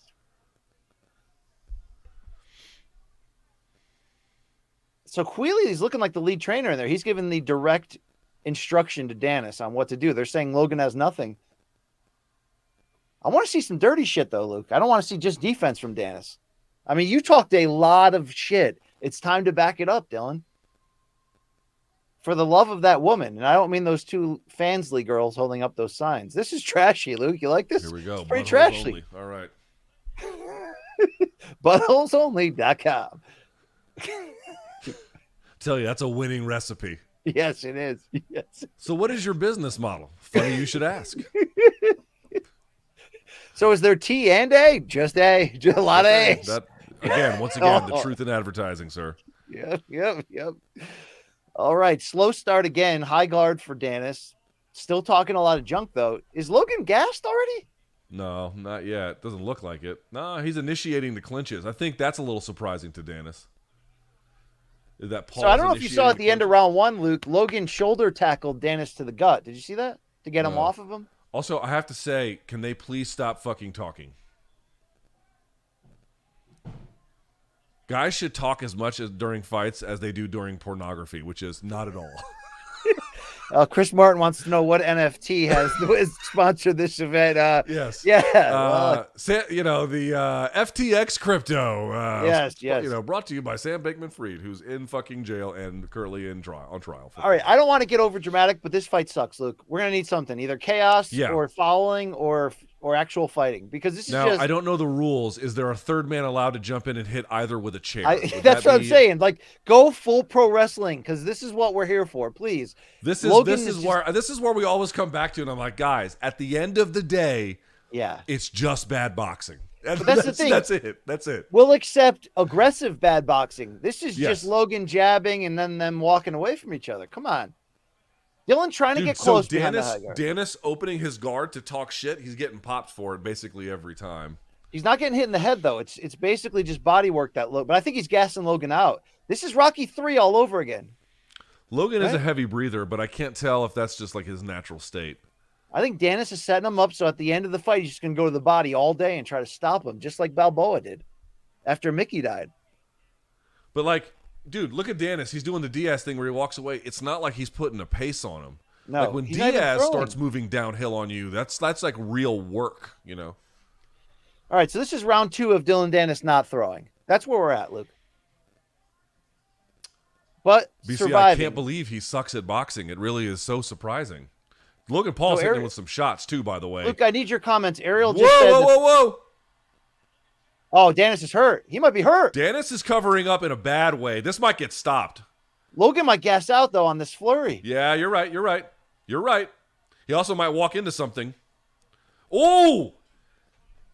Yo, he's putting some gloves on him. Danis is getting knocked around, but the high guard is shaking his head in a much less confident way. A couple of those got through up high. That's why. A couple of those got through. Yeah, there we go, man. There we go. Holy shit. Dude, Logan's flurries, though, Luke, because he's so muscle-bound, they're bad. Remember the flurries he threw against Floyd? They're bad, dude. They're terrible, BC, but I want to say this. People are going to say, oh, you guys were talking shit about this fight, then it turned good. That's right. We put in the magic. Yes. We spoke it into the universe. You're welcome, bitches. Yes. You're welcome. We're just being real. That's all we are. Look at this replay. Big round for Logan Paul. Big round, right? Dillon Danis turns out not great at this. Dude, Dr. Mike would ice both of these guys, and you know that. You know that to be true. By the way, some of these were low, BC. One of them. Yeah, but he deserved. Yeah, he had those some of coming. this got through. He had those low shots coming for what he said about that girl, Luke. You got to understand. This is about honor. This is about respect right now. I have the tiger, bro. I have the tiger. Yep. Dude, this is going to get interesting if Logan is gassed because he did empty the tank there. He did. He went after it. He went for the KO. We shall see, yeah. All right, here we go. Who's the gentleman in Danis's corner with the blonde bleached hair? Phil Hawes. Phil Hawes, yes. Very familiar looking. I was. All right, here we go. My timer's about 2 or 3 seconds off. I'm sorry. They're not doing a great job of announcing. That's all right. What does your timer on your screen say? Mine right now. Say it right now. 2:45, 4:43. All right, so you're 3 seconds ahead of me. That's not bad. I'll take that. We're all in this together, okay? Another slow start for Danis to open round 3. Just defense. Stepping. Yeah. So is his goal at this point, in your eyes, to gas Logan out or just to survive? Where are you at with this for Dillon Danis? I think if I could be honest, what he's trying to do, BC, is what they call collect a paycheck. I think that's okay. Why is there a spotlight on Abdu Rozak in the crowd? You see this? I don't know. Oh, yeah.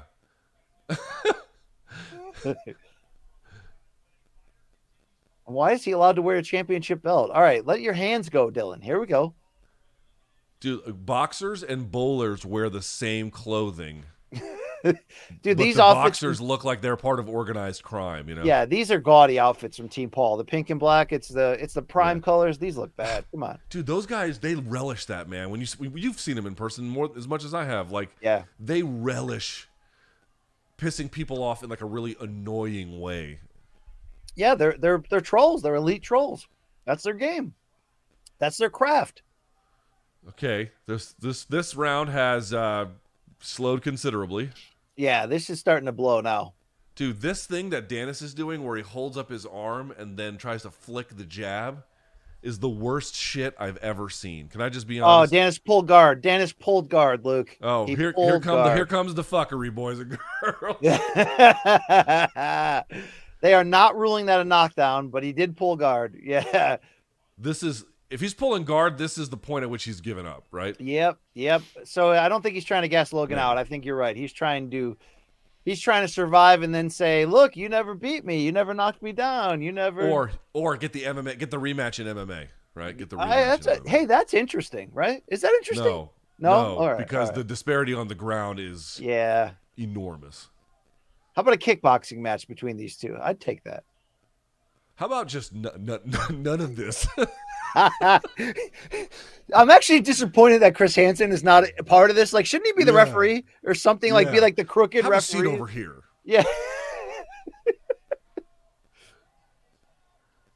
All right, Danis is getting some win back because the stupid jokes have a little bit more life to them. God, this is stupider than I wanted it to be. I wanted it to be fun stupid. This is just lame stupid right now. I think that's what my family said when they saw me the first time. He was like, God, this version of us is stupid. You know what's good about this, though? We don't have to fly home from the fight like we used to have to afterwards. Thank Luke. you, Jesus. Can I tell you how much I don't love those 4? Yeah, the car will pick you up at 4 in the morning. Yeah, fuck Sundays, my life. That's the worst part about this glamorous lifestyle. Sundays on the road, but round 3 in the books. So you got to go 3-0 Logan in the scoring. Not that matters, but please, Luke, give me confidence. Will Dillon throw in the final two or 3 rounds here? Will he step on the gas and go for it? I don't care. You know what I'm saying? Okay. Because I might exit the stream if he doesn't. That's what I'm saying, Luke. Okay. I mean, what do you want me to stay for? KSI? I'm amazed that cut hasn't reopened because he had a shiner before the fight, or at least it was a little bit like. You're like, I'm amazed it hasn't reopened yet. Dillon Danis hasn't thrown a punch, Luke. So are you still amazed or what? He's thrown some, but they're just. He's very far away. Is the best way I can put that. Round 4 of 6. This cruiserweight bout. Man, I really feel bad. That about overhand landed. Oh, I forgot to put the timer on. Yeah, I'll put it on anyway. Fuck it. Yeah, whatever. I'm at the point, Luke, where if they don't riot afterwards, I might. Wow. Okay, little. Like, I'd love to see Jake Paul get in a fist fight afterwards. Something's got to happen here. Turn this thing around. Jake, of course, is ringside for his brother. I didn't confuse the brothers. I want to see some shenanigans. And why does Abdu Rozak have a spotlight on him? What is going on out there? You think he paid for that? Definitely. Oof. He's probably calling out Hasbullah. Ray Flores is going to go sick over that. Yeah, dude. He had to have paid for that. He paid the lighting guy, you know? Very slow pace to start round 4, not surprisingly here. Yes, So they're weakly throwing jabs at each other, and then they just back up. This is, yeah. I mean, even at its worst, is this worse than Woodley Paul 2, Luke? Who's talking over the other person more, me over you or Dillon Danis over Logan? Luke, is this worse than Woodley Paul 2? Tell me. No, it's not. No. Woodley Paul 2 was awful until the last punch landed. Like, literally. Hopefully this one comes down to the last punch, too. All right, Danis, it's time. I should tell you a story about that. That's funny. I haven't told you one. All right, Logan just jabbed him to the balls. A jab to the balls from Logan. He was warned, but that's all we got this round. That's all there is. They're all gone. Danis just not throwing when he should be at all. He's actually getting some advantageous positions. But yep. Yeah. Jesse says, I'd rather watch BC eat hot dogs in his underwear than go through another round of this. Does he mean another round of this fight or listening to us talk about this fight? Because it's just as bad here. Logan winning this on a flicking jab. Oh, Danis missing badly with a lead right hand. All right, Danis starting to throw a little bit. There's some life here. He's not landing shit, BC. No, he's not doing anything. Look, this sucks. This sucks. It was all in the pre-build. It was all in the ass cheeks and the vagine cake. That was where the magic was. But this really is a really helpful lesson in like what the fight game principally is about. Yeah, fighting. It's about the dumbass shit. Yeah. It's really not about the fights. It's about the dumb shit. It is. They got us into the building. They got us to click purchase, click buy, and here we are. Ooh, good. Some hard shots from Logan. Yeah, a little bit of a scrap there at the end. Front headlock from Dillon Danis. The referee has to separate him. You see that influencer trying and a to wife lean beater? on him, huh? Somebody's got a wife beater in the front row. You see that? Yeah, dude. I would imagine that someone in this crowd has definitely wearing a wife beater. Hey, dude, look. PFL World PFL Championship Europe. on DAZN. Yeah. I don't get them, dude. Like their Challenger series was on Fubo. You know, this card is on ESPN. The other one's going to be on DAZN. It's like no, they just said that the PFL Championship would be on DAZN for Europe, but I think they've done that before. No, they for the real one. Did you not see that? That was the real PFL Championship. Again, my state is not my. You know, I don't want to say what state I'm in, but I think you can ascertain that it's not your cognitive understanding a vehicle, right? Yeah. I got you. All right. Well, here we go. round five. So this is the penultimate round, not the last one, but the one before the last one. Thank you for defining that. If somebody's dong came out, Luke, it probably would upgrade the circumstances here. Is someone going to flash their genitals at the other guy as a show of disrespect? I mean, if Abdu Rozak just started pulling the hose, Luke, would you be entertained at least, or what? The spotlight's I'm horrified, but I'm mildly intrigued. You know what I'm saying?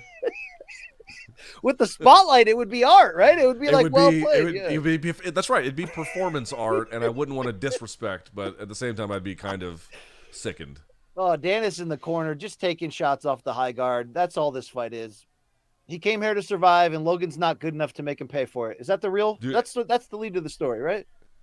I think that's right. And also, Danis, after this fight, you want to bet he's like, I went the distance with him. It's like, dude, you weren't fighting fucking, you know. So you weren't fighting Artur Beterbiev, motherfucker. Like, you know, lasting is not an accomplishment. Luke, compare and contrast the boxing skills of the Paul brothers, because it seems pretty wide, the talent gap right now. Yeah, I'd actually say Jake has better mechanics. Well, like way better. Like Logan throws wide shit all the time. I mean, he has a decent jab for this. Decent. And also, Jake's got a little bit better movement. He can roll under stuff on occasion. He can pivot a little bit. Especially on the rope. He actually's gotten pretty good about getting off the ropes. Yeah, there's a good lead right hand from Danis. That's few and far between. Dude, this is actually pretty good. Like, this is a reasonably decent performance from Logan Paul, given that what the fuck this is, you know? Like, he definitely went for it on that one round 3, round 4, whatever it was. Okay, but other than that, he's keeping a pretty moderate pace.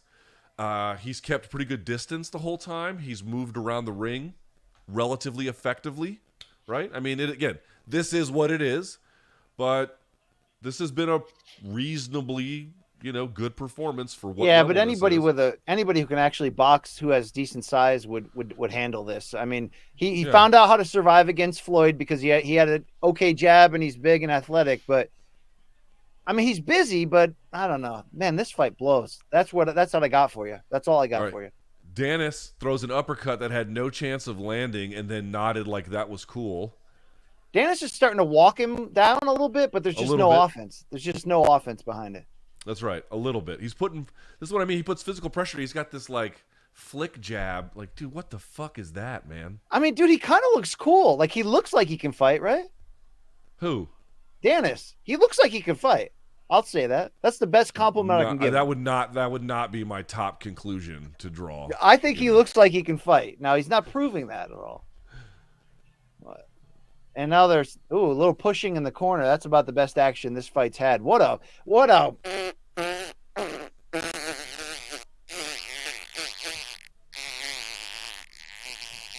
dude, I tell you what, his brown belt G game was fucking great.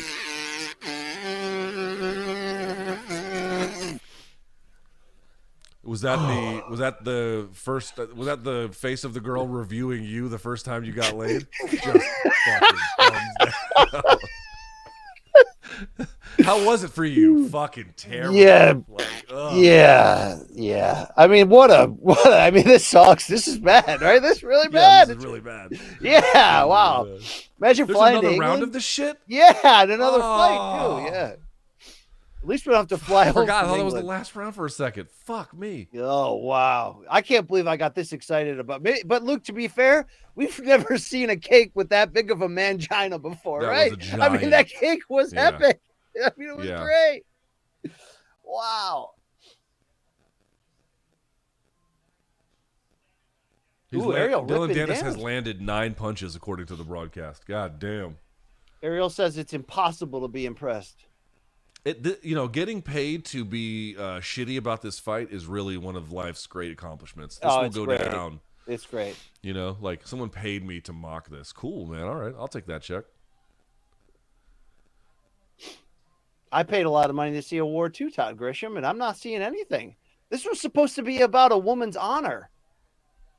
I don't think it was in the end. It really was. I mean, Danis threw a microphone at this guy.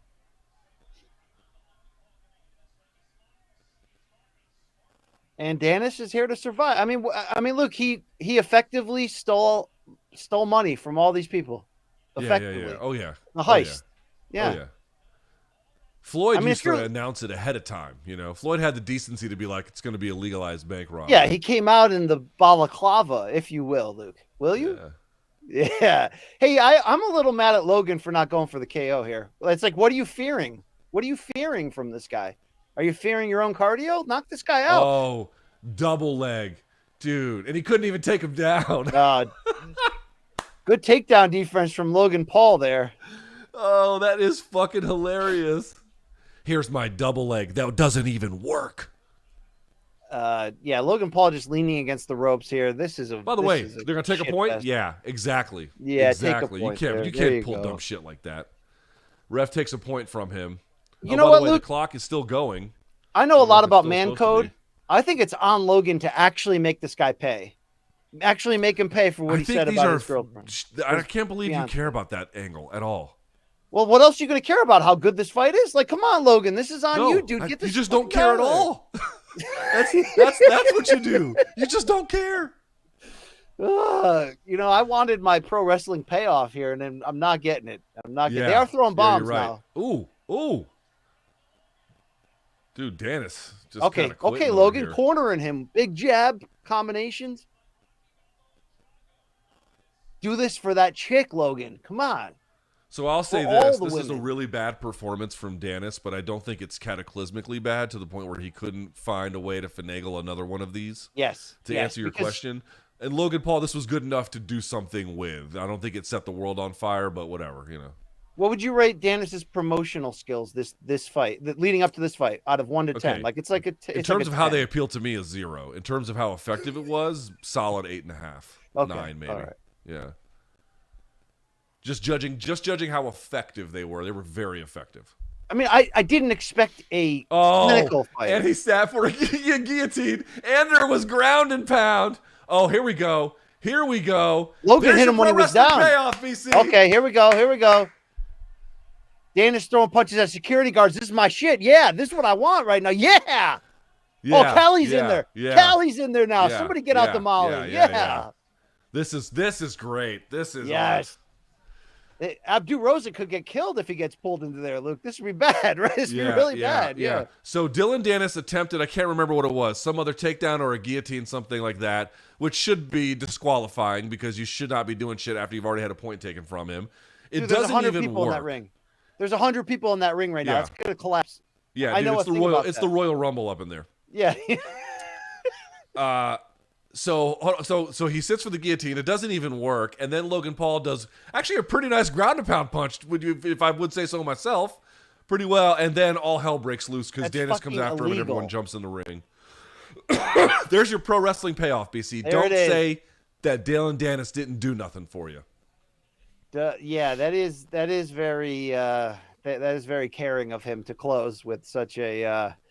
All right, will the fight continue, Luke, or is this a DQ? Got to be a DQ. A DQ win for Logan Paul? Yeah, has to be. Dude, you're sitting for a guillotine. By the way, I want to point out, Dillon Danis goes for a double leg takedown on Logan Paul. It doesn't even work. Then sits for a guillotine, and that doesn't work either. And he got punched on the ground, and he got really outboxed. However, BC, here is the question, BC. I need you to pay attention. I know you're looking at pornography or playing another game of Mahjong on your phone. No, I do Royal Match now. That's my I new need game. your audience. Yes. Jake Paul's fired up right now. Dillon Danis, hear me out now. You know I'm not his biggest fan, but hear me out. Did he deliver? Which is to say, the fight sucked.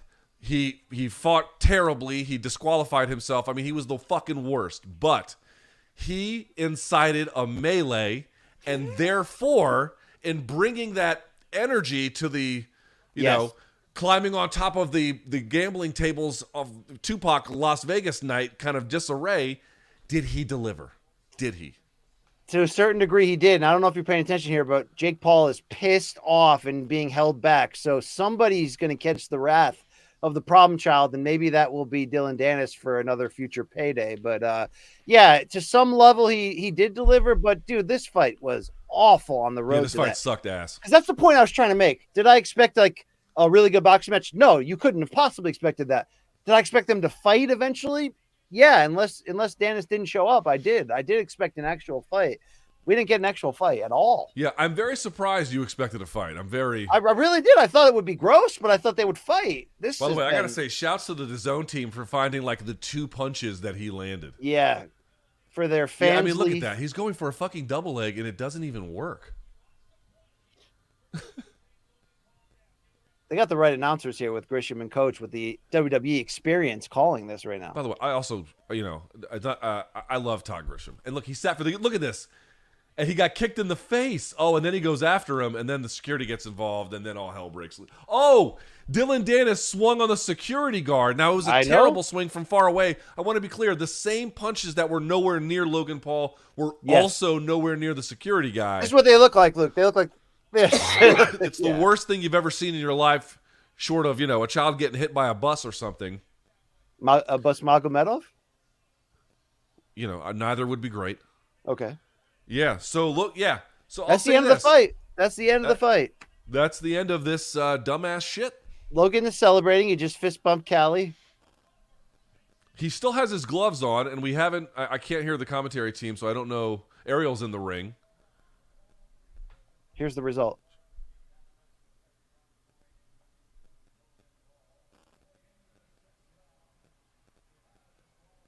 Yeah.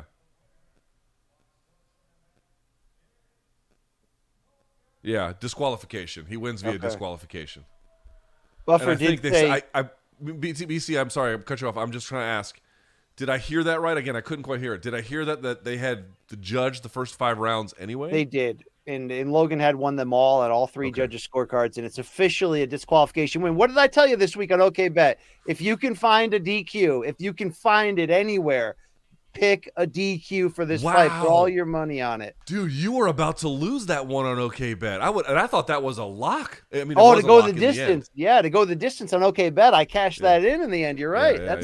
That's a hell of a get right there. So yeah, I guess Dillon Danis, he did deliver. He did deliver in the end. But what a shit show to get there, and not the shit show I was hoping for. To be well, very I gotta fair. say, the fact that he whiffed on the double leg and the guillotine, that's a bad look, huh? And the security guard, that's an 0 for 3 whiff. Here's Ariel.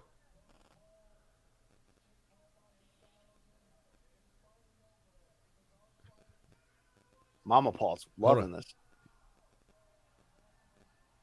What did he say? I want something? What? I won something? Yes. So he's asking for his immediate thoughts on the bizarre fight. Did they go to the tongue there? He goes, he's supposed to be good at jiu-jitsu. What happened, bro? That's actually a pretty good question.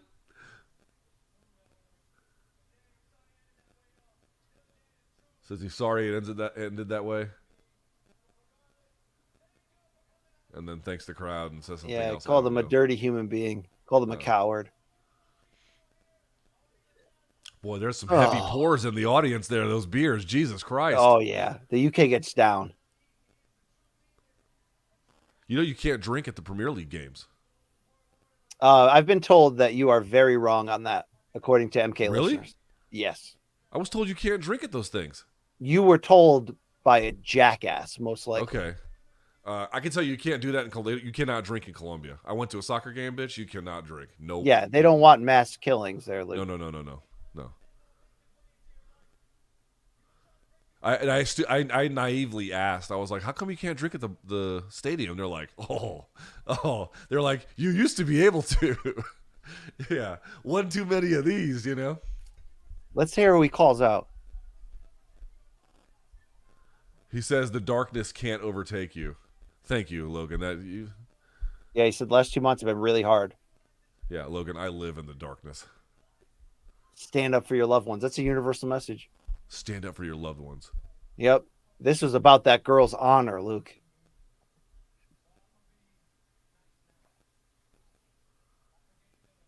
I forgave Dillon. That's big of him, you know.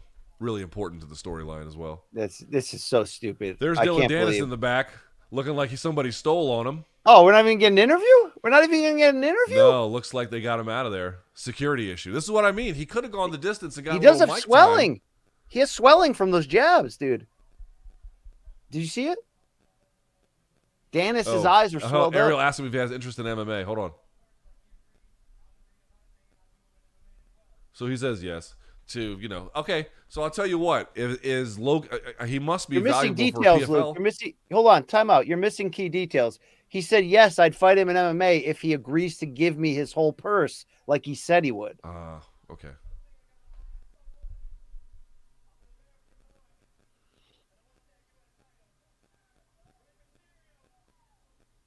Oh, God, he does some WWE call out. Fuck my life. Yeah, he just called out Rey. So this is really perfect, right? He called out Rey Mysterio for the U.S. title in the WWE.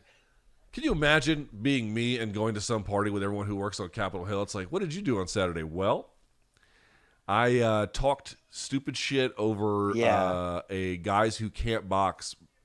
Setting I know up there's pro a lot of wrestling bouts. Yeah, there's a lot. And by the way, I'm going to one of those parties after this, Luke. So I'm gonna have to do that. Yeah. But you know, people are gonna say, "Hey, BC, what did you expect?" You know, like I guess this is a lot like my history eating. Like, remember I told you on the Mass Pike, they used to have those hot dogs with the cheese pre-inserted into them. When you eat that, you know it's gonna end disastrously, right? Yeah, but you can't not fall for it, dude. I fell for this shit. They got me, man. They got me. And this is why people end up with black livers, Luke, because of shit like this fight right here, you know? How many people in this audience you think lost money in crypto? Like 90%, right? Jake is pissed right now. It's like, show of hands, who lost money in crypto? Ariel should end the interview with that. Like, yeah.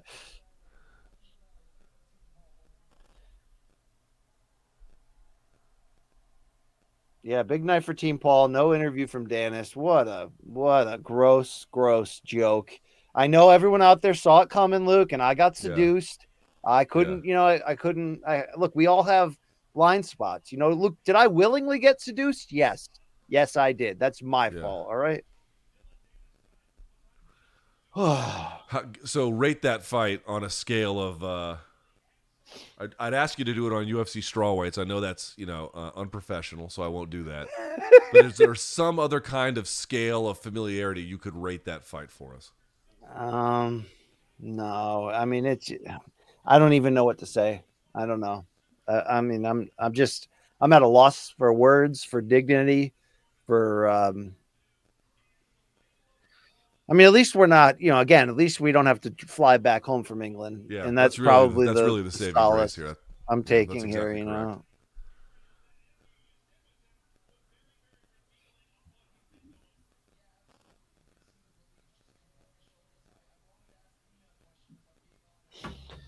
Yeah. Well, Luke, Ariel says he wanted to ask the girl a question. I guess her name is Nina. Yes, Nina. That's right. They should have brought her in. If this is real pro wrestling, they would have brought her in. Oh, God, they're playing Sweet. I'm going to mute my fucking TV. Jesus, fuck. Turn this fucking dumb shit off. I can't. You fucking lie when you say you like Sweet Caroline. Get the fuck out of my life with that bullshit. No, I mean, I get it's been bastardized by, drunk white girls in the Boston Red Sox, but I was a Neil Diamond fan when I was a little kid, Luke, and had his stuff. I wasn't. Right? I have ears. I don't know what is wrong with everybody. It's like, name 2 other Neil Diamond songs. You can't do shit about it, which I know is not the ultimate litmus test. I'm just saying it fucking sucks. You got can't no do verve. shit about. You don't know any other Neil Diamond? It's got no verve. It's got zero personality.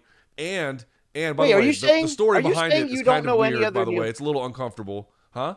You're saying you don't know any other Neil Diamond songs? No, I'm saying to to all these people who are like, oh, Neil Diamond's the best. Name some other songs. I think there's a lot of people who like Sweet Caroline and say they like Neil Diamond, but but don't know shit about Neil Diamond. I realize Neil Diamond has fans. I mean, I'm not like completely fucking immune to that. I'm saying that song is fucking weird and stupid, has no personality, and it's the official song of drunk whites at baseball games. It's or I think or this is sporting more events. about your hatred of the whites, Luke, than No, anything. Just than anything, no. Really, I'm okay with it. Hey, I participate in these rituals. So I'm no better, no worse. However, what I would say is, can we mix it up? Can we mix it up a little bit? Basically, like Luke is like, can we get a little reggaeton in? Would Not even that hurt just somebody? fucking something. Some Chief Keef, I hate being sober. That's really what that's about. All right. That's really what it's about. I hate being sober. What if they substituted in Noriega's? We light a candle. Yes. Run laps around the English Channel. Yes. Neptune has a Cocker Spaniel. And He was- in college, I was like, that's the dumbest fucking shit I've ever heard in my It's life. the best. That song was so good in college when it came out, Luke. Do you remember Noriega's group before he went solo? CNN? Capone and No, Noriega? no, that's too far down the rabbit hole for me. Capone and Noriega. The War Report, motherfucker. How about Yeah. that? Wow, I don't know much about that. Yep. Well, Luke, 1 down, 1 to go. That's just how it works here. Okay. Hey. Hey, so we watched Salt Papi lose, unfortunately. And, You think I can get HQ to cancel this post-fight hit, Luke, and apologize to them for talking up this fight all week? I mean, is that possible?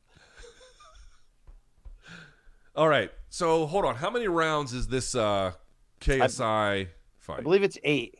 8 round Okay. All right. 8 rounds. All Cruiserweight. right. 8 rounds. main event. BC, what do we think? This one goes the distance?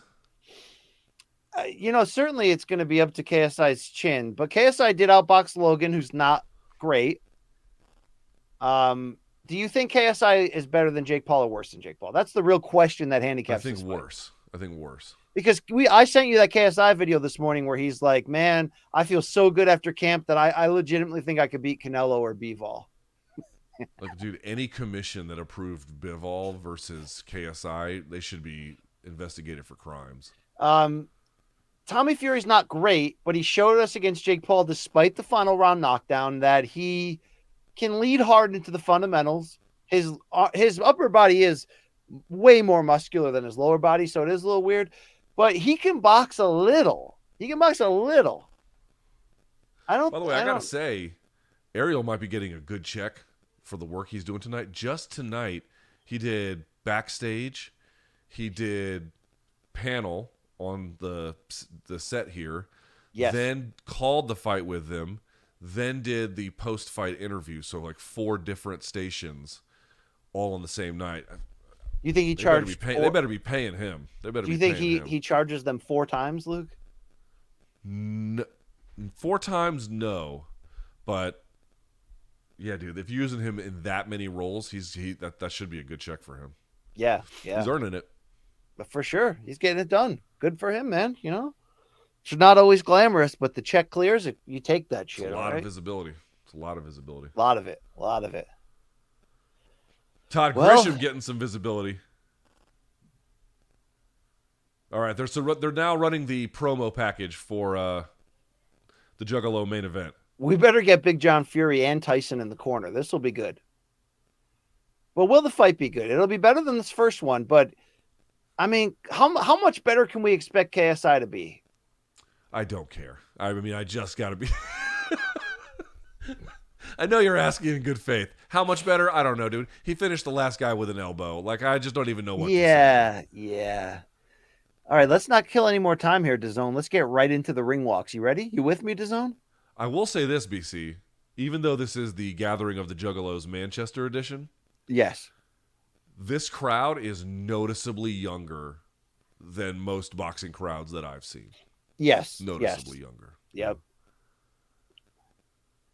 Oh, notice this. So they've got Fansly ring card girls on the screen, and then in a giant bar at the bottom of the screen, it says, visit fansly.com with this QR code to see more of the ring card girls. What do you think about that type of direct marketing? I mean, that's direct, as in like directly in the butthole, Luke. That type of marketing. I mean, it's like, tell me why this is better than Pornhub. Otherwise, get out of my face.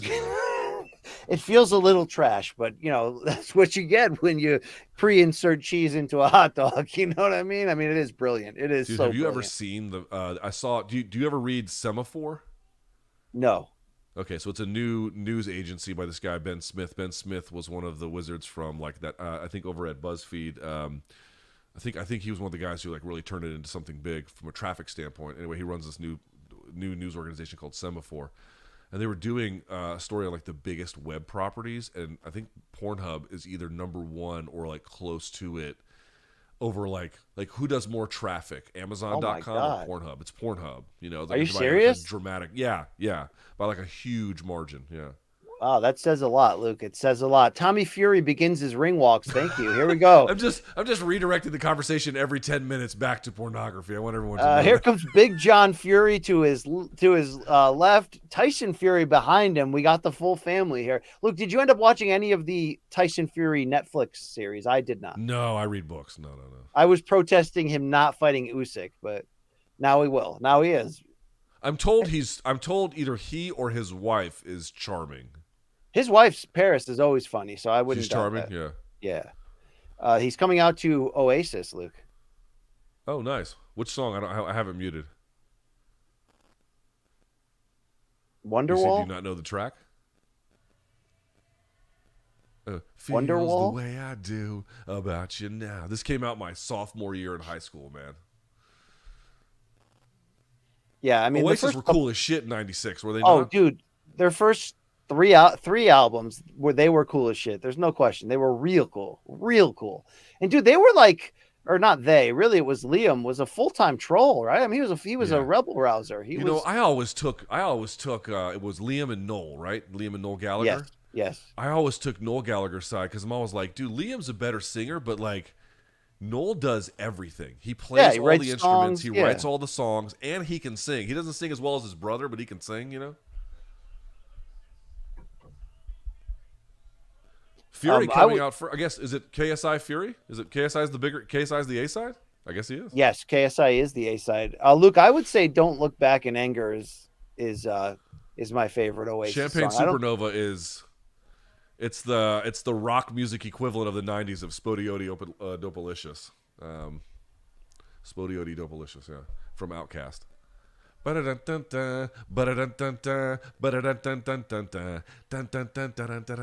know the song? No, I didn't get into Outkast at length. I got nothing against them, but you know. Yeah, I will say this. It's not that you don't have good musical taste. You do. You legitimately have very good taste. I really do respect your taste. But the problem is you have bad taste in rap. That's what kills me. Yeah, I mean, I got pulled in by the commercial. Your taste level is very high. Yeah, I'll give you that. I mean, I did listen to absolutely legitimate rap in the late '90s. I just didn't continue that journey. Yeah, fair enough. That's the only part that bothers me. It's like extend the part where you're good at to the other side. Yeah. Oh, Thriller. Oh, we're gonna get so here comes KSI.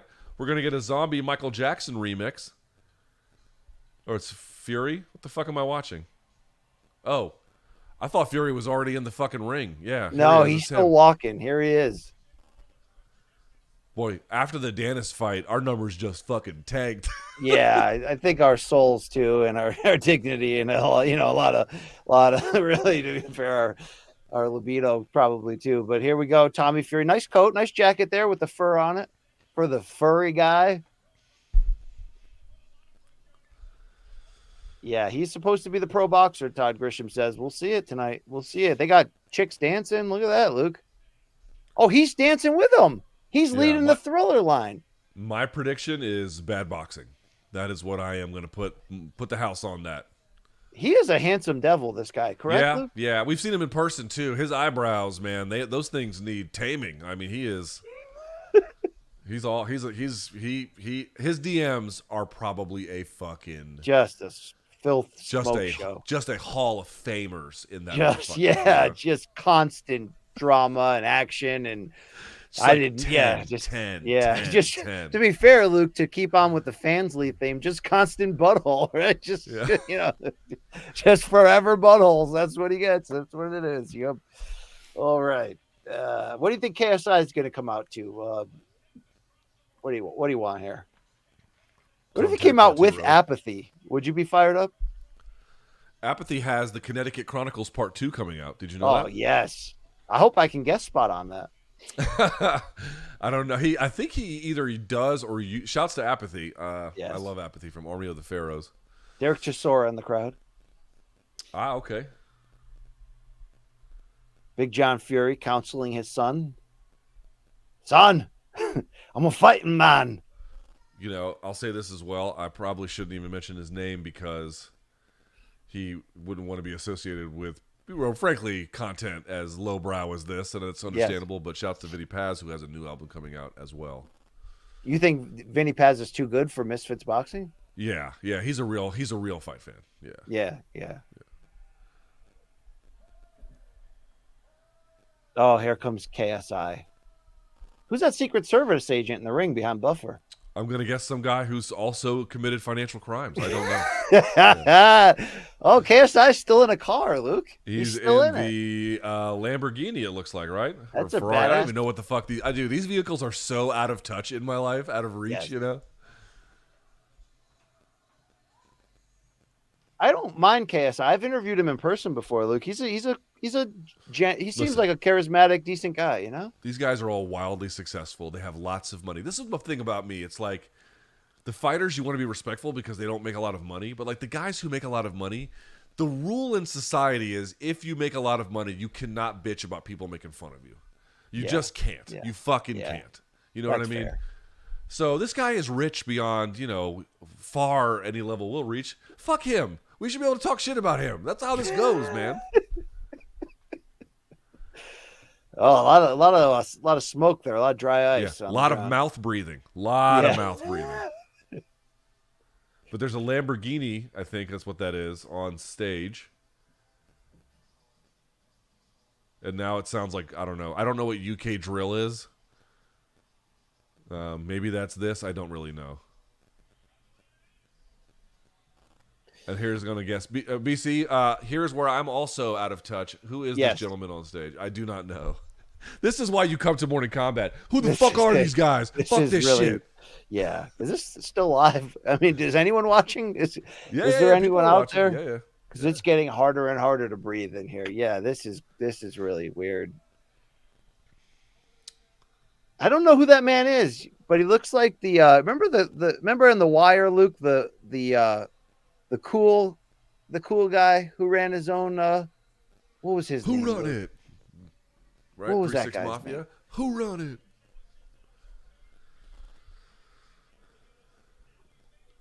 Do you like this camera angle? They're watching KSI walk down the ramp. The UFC uses it too, where it's got all the blur in the background, what they call the bokeh in the background, and it's got this like high frame rate kind of thing in front of you. I don't have a problem with it. I don't have a problem with it. I was going to say that guy looks like Marlowe from The Wire, Luke. You remember that guy? Ah, Marlowe. Yes. He was like the young guy that took over, but he was a killer, man. I tried to get I told you this. I tried to get my wife to watch The Wire. It didn't stick. It didn't? She liked it, but dude, you don't even realize this. Like they talk so like me. They talk so much. Yeah. And a lot of it's slang. It's hard for her to follow, you know. It is. Well, that's one of the keys of that show. It's hard for it's hard for English-speaking Americans to follow too. Yeah. I remember that was the first show I had to have the closed caption on like the whole damn time because I didn't want to miss anything. Like that show is interesting because of what happens in the story, but also what the characters say is so heavy and so important and so central to the show.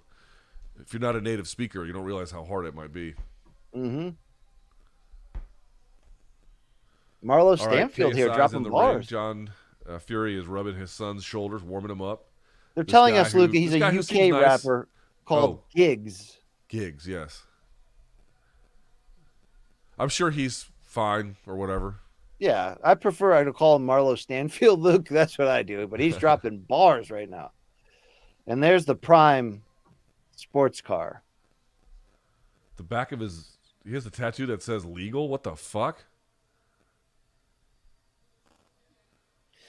Here we are. Yep. BC, you know how much I would love it if one of these bozos just fucking one punch the other guy right away.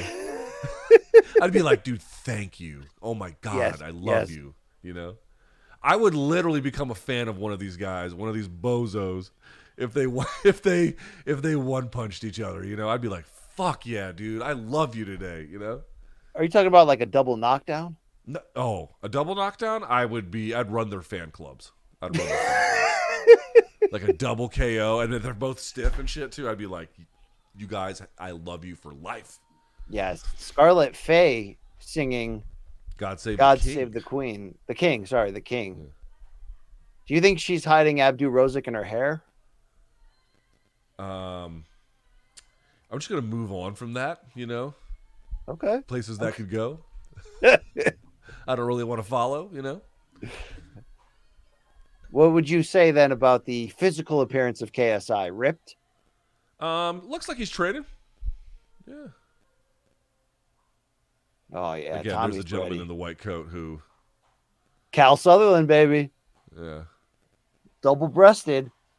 Yep, Helwani style. Dude, there's kids at this show, man. Like, you don't see kids at boxing This is shows. their Super Bowl, Luke. I thought it was mine. I was dead wrong. I mean, check me out on Fridays. I'll be dead wrong again. He's got a tattoo on the front that says knowledge, and it says something in the back. I don't know what that is. Yeah.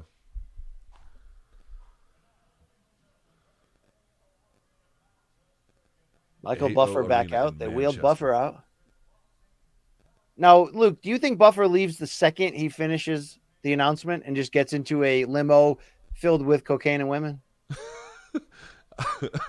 I'm certain at one point he has. Yes. I'm certain.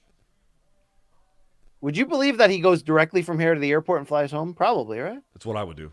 Yeah. Yeah. Yeah. And of course, like, you're flying him first class. Like, that's how it goes. Yes. What's worse, being waterboarded or watching this whole card prelims to main card?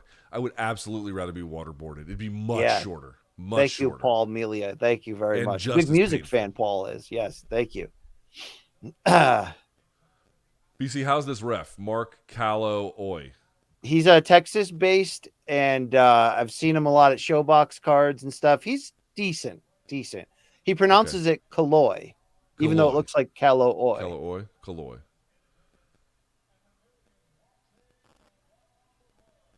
Caceres. Yeah. All right, it's almost time. Let's get ready to rumble here, Michael. All right, here's Michael Buffer collecting a big ass check, I'm sure. Dude, there's like kids. I cannot believe there's like kids in Fortnite shirts at this thing. Oh yeah, Luke, Fortnite's one of my like 3 favorite things in the world besides my family and Morning Kombat. I just want you to know that. Where do pictures of man ass that's been Japanese tattooed that I sent you today? Where would that rank? Here, I'm gonna show the folks what I sent you. Hold on. I just sent it to him and he was like, they didn't even respond. They were just like, the fucking nerve of this asshole. I mean, do you also study the art of dong tats, Luke, to see the I don't think Dawn Tats is that big a thing. This is what I sent to BC.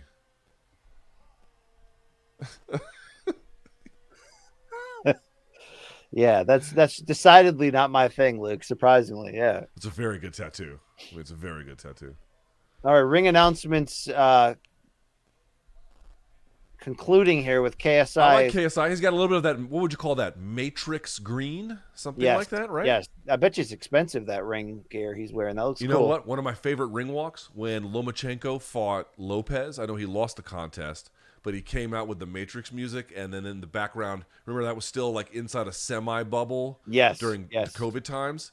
And so they had this like a stage like this one, and they had the Matrix code drop. That was, and he had the whole gear because that obviously Venom, his sponsor, makes the Matrix gear for him. That was cold. That was really cool. Badass. Yeah, Loma's cool as shit. I'll give him that. He might have beaten Haney. He might have beaten him. Yeah, he did talk conspiracy theory after the Lopez fight. I didn't like that, but then Lopez talked conspiracy theory after the Australian. Dude, you're right. Fight. That Danis and Paul fight, the Danis and Paul fight was the main event for sure. You were totally right. Yeah. I mean, this is actually good value, right? Or not, because they raised the price up to $54 or whatever for this. Yeah, I mean, you do get 2 main events, though, if you care about. You're gonna pay me back for that. Yeah. I didn't purchase that. I've never purchased a pay-per-view, Luke, in my life that wasn't expensed or stolen. See this dude in KSI's corner who's got the back of his neck tattooed? Yes. There was a dude at boot camp. This fucking guy was so enormous. He was not in my battalion. I was in first. He was in third, but there would be crossover. I forget his name, but his name was intimidating, like Bones or Ox or some shit like that. This enormous dude. He was so fucking muscular. And I'll never forget, I was running behind him once in one of these PTs we would do. PFT, excuse me. And he had a tattoo on the back of his neck. This is 1998 that said, "Feel no pain." And I was like, dude, this motherfucker. Woo. You ever run into him on a train, Luke, in the Marines? Here we go, Luke. No, we did not commit sexual crimes together. No, that did not happen. All right, here we go. Round 1 about to begin. May the worst man also lose. Yeah, may right, both fighters throw punches at the same time. How about that, Luke? We'll go for that. Here they come, swinging and banging. KSI looks like he's doing jumping jacks. KSI seems quicker than him, right? I don't know. They're just wrestling. Well, a lot of gross holding early. A lot of it. So we have 2 orthodox fighters. KSI jumping around like he's Wonder Boy. Look at that spotlight on Abdu Rozik, Luke. That thing's he's bright. loving that. And they're clinching. So Tommy Fury keeps throwing these right hands, but he's not setting them up. He's just winging them, and KSI is like just barely getting away from them and forcing a clinch. Oh, his tattoo says legacy. I thought it said legal. I was like, what are we doing with that? You know. Oh, dude, big right hand lands on Fury, kind of pushes him backwards a little bit. Okay, KSI. Okay, this KSI's ref, by the way, doing this like open wide thing, right? And he's doing a Michael Venom Page thing. That. Yo, Luke, this ref is going to let them clinch for long periods of time. If you're watching this closely, he's when they bounce them like KSI do, they can be timed. Let's see if Fury's got a little timing in him. Yeah, that was a really nice right hand from KSI. Dude, he's fighting in like a kickboxing like style, right? Yep. Yeah, a point style. You know, yeah, like the object is just to touch him. Because remember, dude, the less in all seriousness, when you bounce like that, the advantage is, of course, you can move very quickly, right? That's what the whole advantage is. But when you bounce like that, it's not to say there's no way to get power in your punches. But that stance and that kind of movement is maximally designed for speed. It's not maximally designed for power. Lead left hook from Fury landed. That was a good shot. Yeah. Luke, do you feel like when Fury beat Jake Paul, he really just outboxed him with basic fundamentals, true or false, right? Yeah. Just like, they don't have anything but those. But I'm saying there is an opening here for KSI, although they stopped it. What's the action? What do they got? A rabbit punch? I think he said he got hit in the back of the head. Oh, they stopped the clock. I can't stop our clock. I'm just going to take it off. I have to take it off. I'm sorry. So Fury hit KSI with a rabbit punch. KSI gets the 5 minutes to recover here. I'm just saying that KSI is already showing us with this Michael Venom Page stance that he's doing a non-traditional boxing stance. They must believe that's what you got to do to beat this very boxy, very basic jab, right hand, but from how long Tommy is he going to be Fury. able to keep that up? That's labor intensive to bounce as much like that. More letters on my screen from DAZN. You see that code they love showing me codes for things I don't need. Up, down, left, right, BA, start. Got it. Okay. Yeah. This is not the smart ring. You know what I'm saying? This is not so the much smart holding. ring would never do that, you know. So much holding, Luke Thomas. Yeah, these guys are just kind of double jabbing and then trying to come over the top with it. Yeah, and they're both not. It fucking sucks. They're both not disguising that right hand at all. So no, they don't have. I mean, dude, how many tools can they possibly have? Left hook from a charging in, dude. KSI can't time the double parry. The double paw on the left hook. KSI can't. Like, dude, any boxer would have just like split that timing immediately. Yo, this ref got to break them time up. each other. Yo, this ref letting them wrestle way too long here. There's my Tuki's out there waiting on me. Ooh, a little bit of right hand snuck through there, I think, for Fury. You know, Tuki does have a point, Luke. This is not worth, sacrificing. Right. I'm genuinely being a bad father, right? Yes. I mean, doing this, right? Like, all right, decent round one, right? I mean, it sucked, but decent compared to the last fight, right? Listen, my prediction was bad boxing. I feel very comfortable with that. I think Fury won that. The biggest punch was definitely KSI. Sure. So maybe he did. I don't really fucking know, you know. Fury started to do better work as the round went on, but there was a lot of bullshit clinching, and it was not good. So Mark Colloid just letting these guys hold and punch and maul and dude, I don't think that's to KSI's benefit. Like, if you want to be moving, and with that kind of stance, you don't need to be tying up. You know. Do you think Calloy is here on the Dillon Danis plan of just collecting a check, Luke? Probably. So the right hand from KSI did get through, but it was a little bit closer to the base of the neck, and Fury rolled with it a little bit. So I think Fury was just off balance. Fury was surprised by that attack. Here we go. And kind of tripped over his own legs. So really, the one good punch of the round really didn't even land. I mean, it hit him in the shoulder. Look, this is great. Here we go. Fury double pumping the right hand as KSI tried to move away. The second one landed. That was a good shot. By the way, we interviewed Fury in person. My man's got some broad shoulders. Like, he's been in the weight room a little bit. Yeah.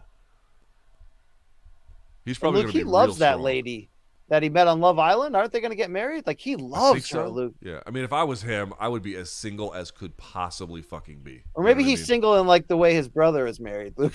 You know what I mean? Dude, I would just be Johnny Walker in Scotland, just Michael Myers with the machete out there. Yeah. Wow, they're going to take a point for rabbit punching from Tommy Fury. Second time, Luke, they took the point. And now that my clock is fucked up again. Okay, they're showing the replay. That was deliberate rabbit punching. All right, so we're 2:13 on the clock, and then they restart round 2 of. Oh, by the way, 2 of 6. It says, not 8. Oh, I'll take that. All right, we win. So now they're in the clinch, and they're getting hit on the side. They're not blocking. KSI with a really nice right hand, Luke. Yeah, I don't know what Fury is doing. Fury's getting hit. It's like, dude, move your head to the other side. There you go. Yeah, remember when I wanted to lead Friday's MK episode with this stuff, Luke? And then you guys were like, yeah, maybe we should kind of push it back a little bit. Yeah, we had the editorial meeting, and Mikey was like, guys, I don't think that's a good idea. He's like, the audience will probably turn on us, I was like, no, this shit's great. I was team Mikey. I was like, I think he might be right, Yeah, I mean, I acquiesced because Mikey tends to be on that. He tends to know that stuff, but my emotions got the best of me. All right, round 2, 120 on the clock. A lot of holding. KSI and the referee just having great conversations. I mean, the two, they can't stop talking. Who do you think's winning this round? Not the fans. Cryptocurrency. Yeah. The fans are big losers in this one. It turns out they are. And but that slim fight with Saul Papi wasn't that bad, right? Yeah, it was. Yeah, it was actually. It pretty much was. Dude, here's the funny thing about like the fights that we call. People might be like, "Oh, well, you guys call the prelims a lot for Showtime Boxing," which we do, and you definitely see some guys on there that are not all that great, a lot, or at least regularly enough. But the reality is, they usually end up fighting somebody who is skilled, and they just fucking march through them. You know what I mean? Like, when one person has like some skills, but the other person's got like great skills, there's only so much resistance that they can offer before it just turns, and usually it's pretty quick. These two fucking guys can't do shit. These two guys are just not that great, so it's hard to like do anything, Luke, did you see the round ended while there were still 16 seconds on the clock that was on the screen? Again, I don't mean our clock. I mean their clock. Their clock. Yeah. Okay. So, dude, this is true. One time I called fights for UWC, Ultimate Warrior Challenge. Terrible name. Worst name ever. Horrible name. Yeah. Horrible name. I told the guy who ran the organization, this is a really bad name. But okay, neither here nor there. They had a fight between John Dodson and Jose Villarisco, or Villarisco. I forgot how he pronounces his name. I don't know how he does Joey it. Villasenor. Yeah, I know that guy. Yes, Joey. No, it was a guy who was local to Team Lloyd Irving. He was the striking coach. Big right hand gets through for KSI. I was telling you. I was trying to tell you. You don't listen to me. Okay, so maybe KSI, he might be winning. I can't quite tell. He could be up 2-0 for all we know. Probably 1-1. It's probably 1-1 at this point. Yeah. Well, the thing is, he got the point deducted too. Oh, you're right. You're right. Yeah. So that's gonna hurt him. All right, dude. They stopped the round. They blew the horn at 4:15 in a 5-minute round. Oh, they that's left great. 45 seconds on the clock. Yes. So I was at ringside for when Triple G beat the shit out of Daniel Geale to unify middleweight titles in Madison Square Garden, and the the ring counter person had a 4-minute first round, and Triple G is just unloading on this guy. Look, 4-minute first round against Triple G. That's great. That's a long time to fight Triple G. And then Gil got tripped by the cameraman too. His foot got caught in the cameraman's like camera strap. Yeah. By the way, quick update. I know it was Jose. I don't think it was John Dotson, but it was definitely Jose who it happened to, because I had to do a big article about it. So there you go. Oh yeah. All right. Anyway, back to this shit-tastic main event. Look at Abdul Rozak dancing in the background with the spotlight on him. Like he knows when it's time to shine. Luke, you got to give him that, right? I think you love him. I think you. Well, this is weird, right? In that way. You know I mean, it's him dancing is more action than we're getting in this fight because the ref letting these guys just hold each other. So KSI is basically just trying to time a right hand that Fury can't get out of the way from, and it's reasonably successful. But that doesn't appear there's much good more left to it hand than that. Fury, good left hand. Dude, Fury's got to step up. This is embarrassing for him. This is pretty embarrassing for him. I'm surprised this is a 6-round fight. I mean, Nate and Jake double went jab 10. catches him. That's a nice shot from Fury. I predict Fury wins a split decision, Luke. That's it. That's it, right all there. He's doing is just doubling his attack, and he gets in every time.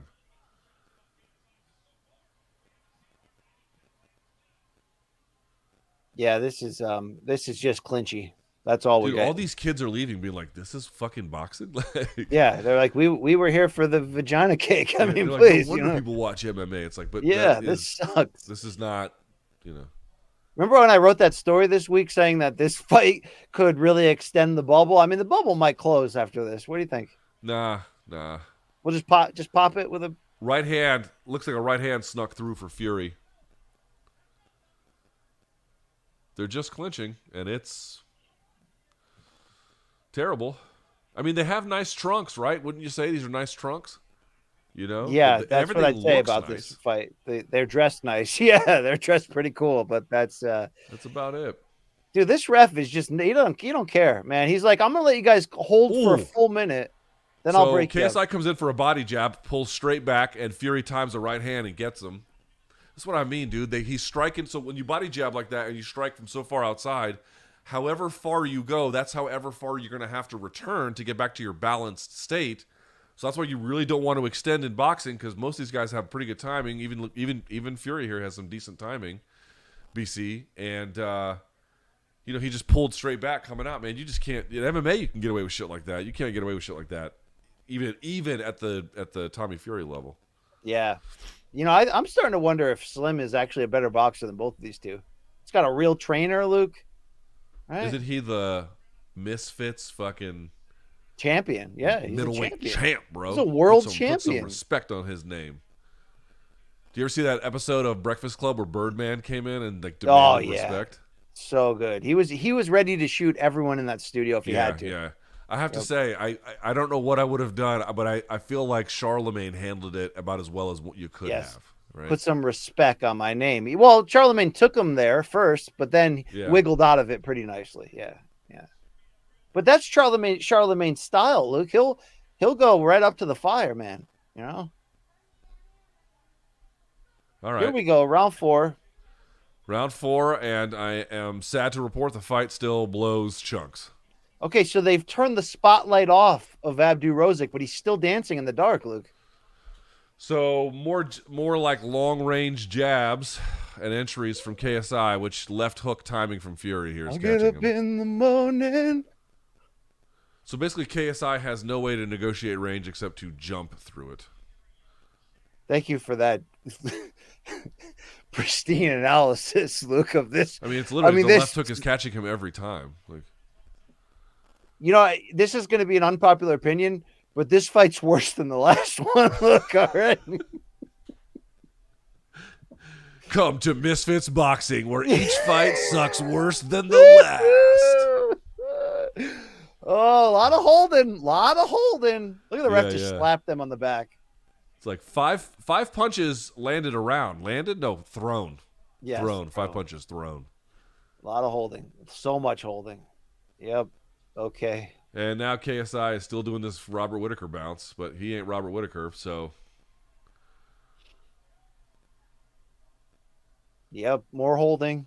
Yeah, and like again, dude, I will say this. I think Fury's physicality might be starting to take over a little bit here, huh? Leaning on him. Yeah, so Fury's getting the better of all these clinches just because he's putting his arms around KSI and putting the weight on him. Look at Fury every time. He's got him now.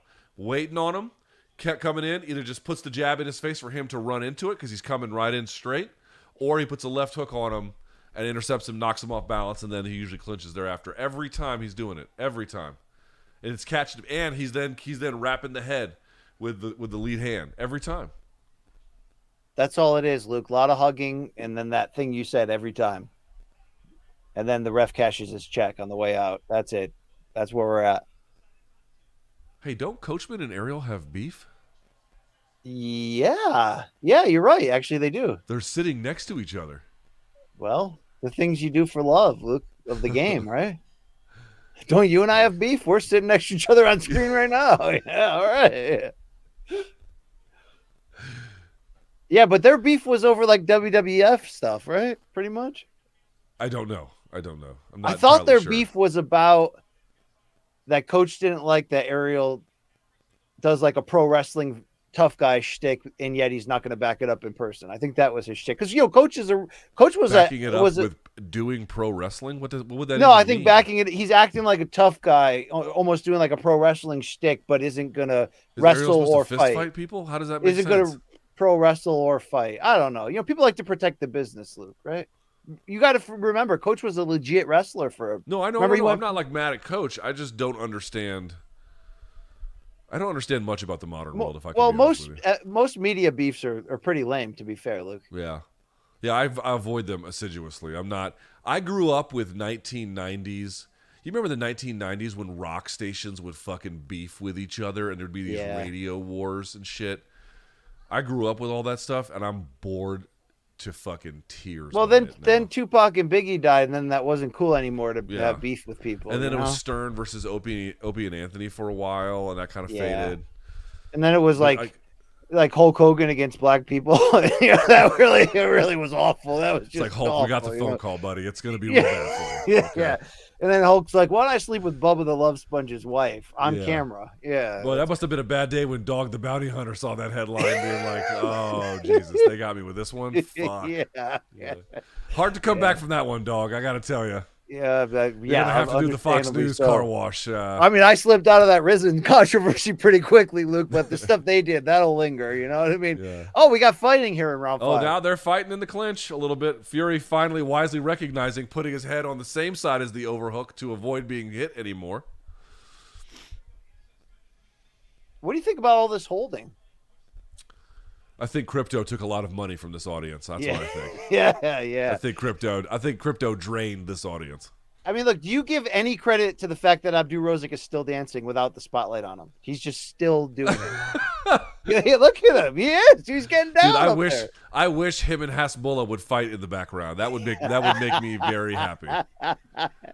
Yo, Hasbulla is like on site, willing to kill him, like actually kill him, like murder, Luke. Are they both Dagestani? No, I don't think. I forgot what. I think is Abdul Rozak Turkish, maybe. Oh, so there's like a. Is there like a? No, maybe I'm wrong. Let me look that up. Nation state religious potentially. No, I think it's just like you're on my street corner. I'm the short man. Oh, That's really funny. You know? Like I'm this guy's gimmick. You can't have my gimmick. Yeah. You seen the Turkish TikTok guy who just shakes his belly? That's his gimmick. No, but that's great. He's from Bop, bop, skibbity bop, deep dop. That's that fucking guy. Tajikistan, yeah. Couldn't tell you much about Tajikistan. I really couldn't. The audience is checking out, and you know what? I don't blame them. I mean, this fight sucks. Just a bag of dicks, BC. All of them in that bag. I mean, this whole event, Luke, I can't believe I vouched for this. I mean, this is just really bad. I mean, you were the one who wanted to sit and talk about this. Yeah, I just wanted to sit and talk shit about it. I didn't. Yeah, that's true. That's true. Guys, this HQ at the end of the day, it's just bad boxing. It's just bad boxing. That's it. That's the whole gimmick. It's just super bad boxing. That's it. What's the business model? It's just that. a lot of It's hugging that. and bad boxing and Like what you pay for, what the entertainment is all from the pressers and the John cake. Fury showing his The ass cake. and stuff. The taco cake. I mean, that was the turning point. That was the turning point. I opened myself to it. I mean, this fight. What round sucks. is it? What round is this dumb shit? 10 seconds to go in round 5 of 6. Do you remember And that? Was it the eight? What's the guy? The Dagestani guy? The Dagestani. Good shot ACA, from Fury ACA, there. Luke. the ACA promoter came out in the middle of this like shitty fight. He was just like, "Fuck it, this fight's over." And they're like, "Why are you stopping it?" And he's like, "I run the show, and this fight's terrible. Get the fuck out of the cage." And they just moved on to the next one. We need that guy here. We need some guy to be like, this fight's fucking over. Okay. How about you the two? Apollo hook? Can we get that out, please? Hit the showers, assholes. Yeah. You know what I mean? Yeah. Wasting everyone's time. Or at least shower together in the ring. I mean, you got to change. You got to flip the script in some form, Luke. Right? Okay, I mean, guys, the fighting's not working. Have you thought about fucking? yeah. Gotta shake it up, fellas, because this ain't getting it done. Winner gets soap on a rope. Yeah, there it is. All right. Yeah. Final round here, Luke. Final round. Yeah. This is so bad. This is.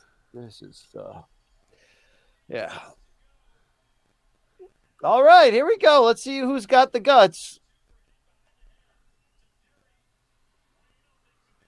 Don't forget about that point deduction in round 2 when Fury rabbit punched twice. If this is a draw, they should shoot them both, Luke, right? Yeah.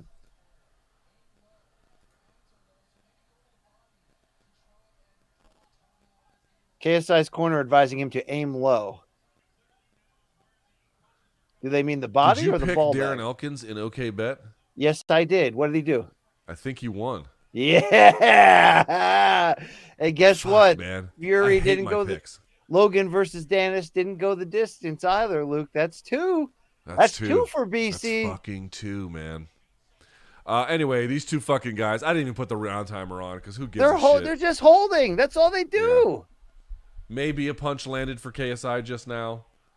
He's still doing the Robert Whittaker bounce from way far away. And then you see the jab and then the head wrap. Again, every time. Every time is predictable as sunrise.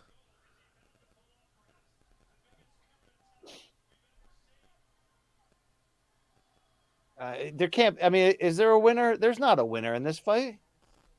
Maybe KSI will win because of that point, but I don't want to see these two against Jake, Logan, or anyone else. I don't want to see these two. This should just be like a 6 rounds, like disqualification. Like, you two fucking guys are so terrible.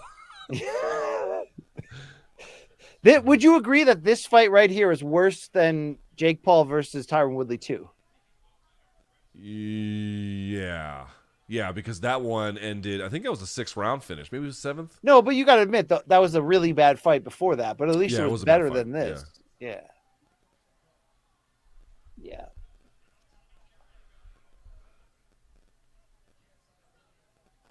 The announcers are saying they should go for broke, but all they want to do is hold. Yeah, they don't know how to go for broke. Yeah, 1 minute to go on this absolute BS. It's just bad boxing. It's bad commentary from us too, Luke. What a bad event. Yeah, we are pathetic. It's just, there's some body shots from both a little bit, right? No power, though. Nobody's got any power left. Yeah, there's not a lot of pop on it. There's only 6 rounds. Nate Diaz just boxed 10. 10. Nate Diaz is a pro fighter. A right hand gets through from Fury, but he took it well. Ooh. KSI just hit a right hand. Todd Grisham just said that John Fury said he would excommunicate Tommy from the family if he lost, Luke. I'm kind of cheering for that right now, right? Yes. Yeah, let's see if he follows through with that. It's like, my promise is child abuse. Yeah. That's the end of the fight. I'm so Morning Combat audience, I'm sorry. I'm really sorry. You got to own this a little bit. You were giddy on Friday. I got into the hijinks. I thought it would be good enough. You know, it'd be like, it'd be. I don't know. I thought we'd at least get a Dillon Danis interview afterwards. I mean, we got nothing. Can't even interview Nina? I think people are. I mean, let's see what people are saying about old Dillon Danis. Let's see. Will forever be known to me as the punching bag. Danis is making more today than anybody in the UFC card, so he still won tonight. I guess so. Oh, this. Have you ever followed the Naked Gambler on Twitter? He's very funny. He wrote, "Respect to Dillon Danis. It takes a lot of balls to get effortlessly beaten in every aspect of fighting by a YouTuber after posting revenge porn of his wife." Yep. So, Luke, I can give you an okay bet update here. You got the Emily Ducote win over Ashley Yoder, but I got Terrence McKinney versus Brandon Murat by knockout. 20 seconds into round 1. It was a knockout for Terrence McKinney. So I'm 3-0 on OK Bet this week. Am I just 1-0 or the other ones that we don't know yet? I don't remember, to be fair with you. All right. I'm waiting on the decision in the shit-tastic main event between these two fucking guys, whoever their fucking names are. Congratulations. You've been watching 3 hours almost of two guys talking about bad boxing. Subscribe, why don't you, huh? Have we been on that long? 2.5 hours. Yeah. Wow. Yeah. Actually, over that. 2 hours and 35 minutes. Both Fury and KSI put their hands up like they've won, and now we've got a DAZN commercial here. Should we do this for Fury and Ngannou? I mean, yeah. We have a decent crowd here watching today, dude. Like the numbers have been good. Okay. I mean, I don't. Is this what they want? Is this quality, Luke? It's really just you and me complaining. Yeah, you guys about should tell us. Like, email us morningcombat@gmail.com or tweet us. When Mikey comes back, you know what? I might have our. Let me see if I can find our social. Yeah, here we go. Yeah, follow us and send us a message if you like this kind of a thing. Let me know. Let BC know. Let the show know. Or if you guys are like, hey, you guys can't get fired quick enough. Fair enough. I can understand that perspective as well. Great. Hey, who's going to win this? I mean, you can cut the tension with a knife.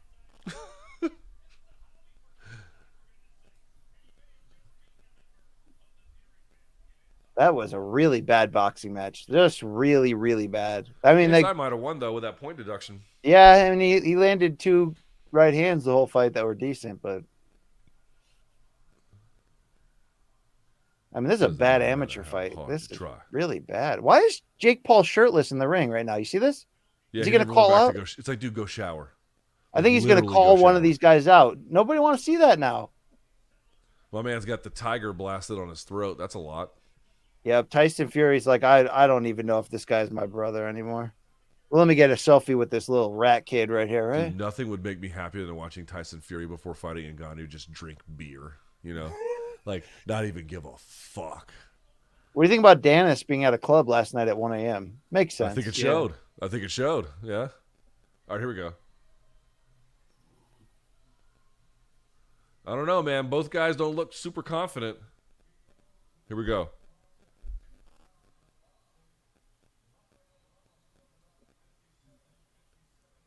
$57-57. Oh.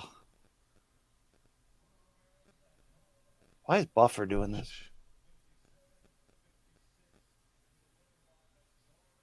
$57-56. Tommy Fury. Well, he's not excommunicated from the family. Yes, child abuse has been averted, ladies and gentlemen. The Furies are really celebrating like he just did something. He didn't do anything. Yeah. He didn't do anything, folks. He didn't do anything. I got to tell you, I don't know if there's an appetite for a rematch. I have an appetite for a bullet after watching the first. Yeah, I've got an appetite for destruction after this. This is I have an appetite for sweet death. Actually, yeah. Okay, no more of those jokes, please. This is not funny. This is just gross. Okay. BC, rate Misfits, whatever the fuck this card was called. I'm gonna give it just one flaccid pecker down. I mean, this was terrible. I did not have a phoner at any point, I don't. Do you think Mikey would agree to just delete this out of our network afterwards, Luke? Like we got the live views from it. Hey, thanks for tuning in. But there should be, no one should ever have to revisit. Yeah, what would you consider the opposite of an audition tape for any kind of future gig? This would be the opposite. Yeah, we're not going to get sponsors. We're not going to, we're not going to do. All right, we do have to hear what Fury says and then you can call it quits. All right. Yeah. Yes. Yep. Then I got to go to HQ and talk about All Logan right. Here Paul. comes Ariel.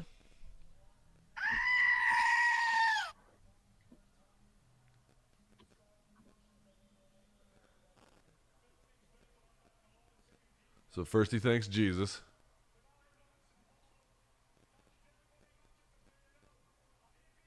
By the way, I found out my wife's dad's name was Jesus. Love it. I have a Jesus in the family. Well, I mean, he's since passed. The second one you've got, Luke. To be honest, Tommy's a little too happy.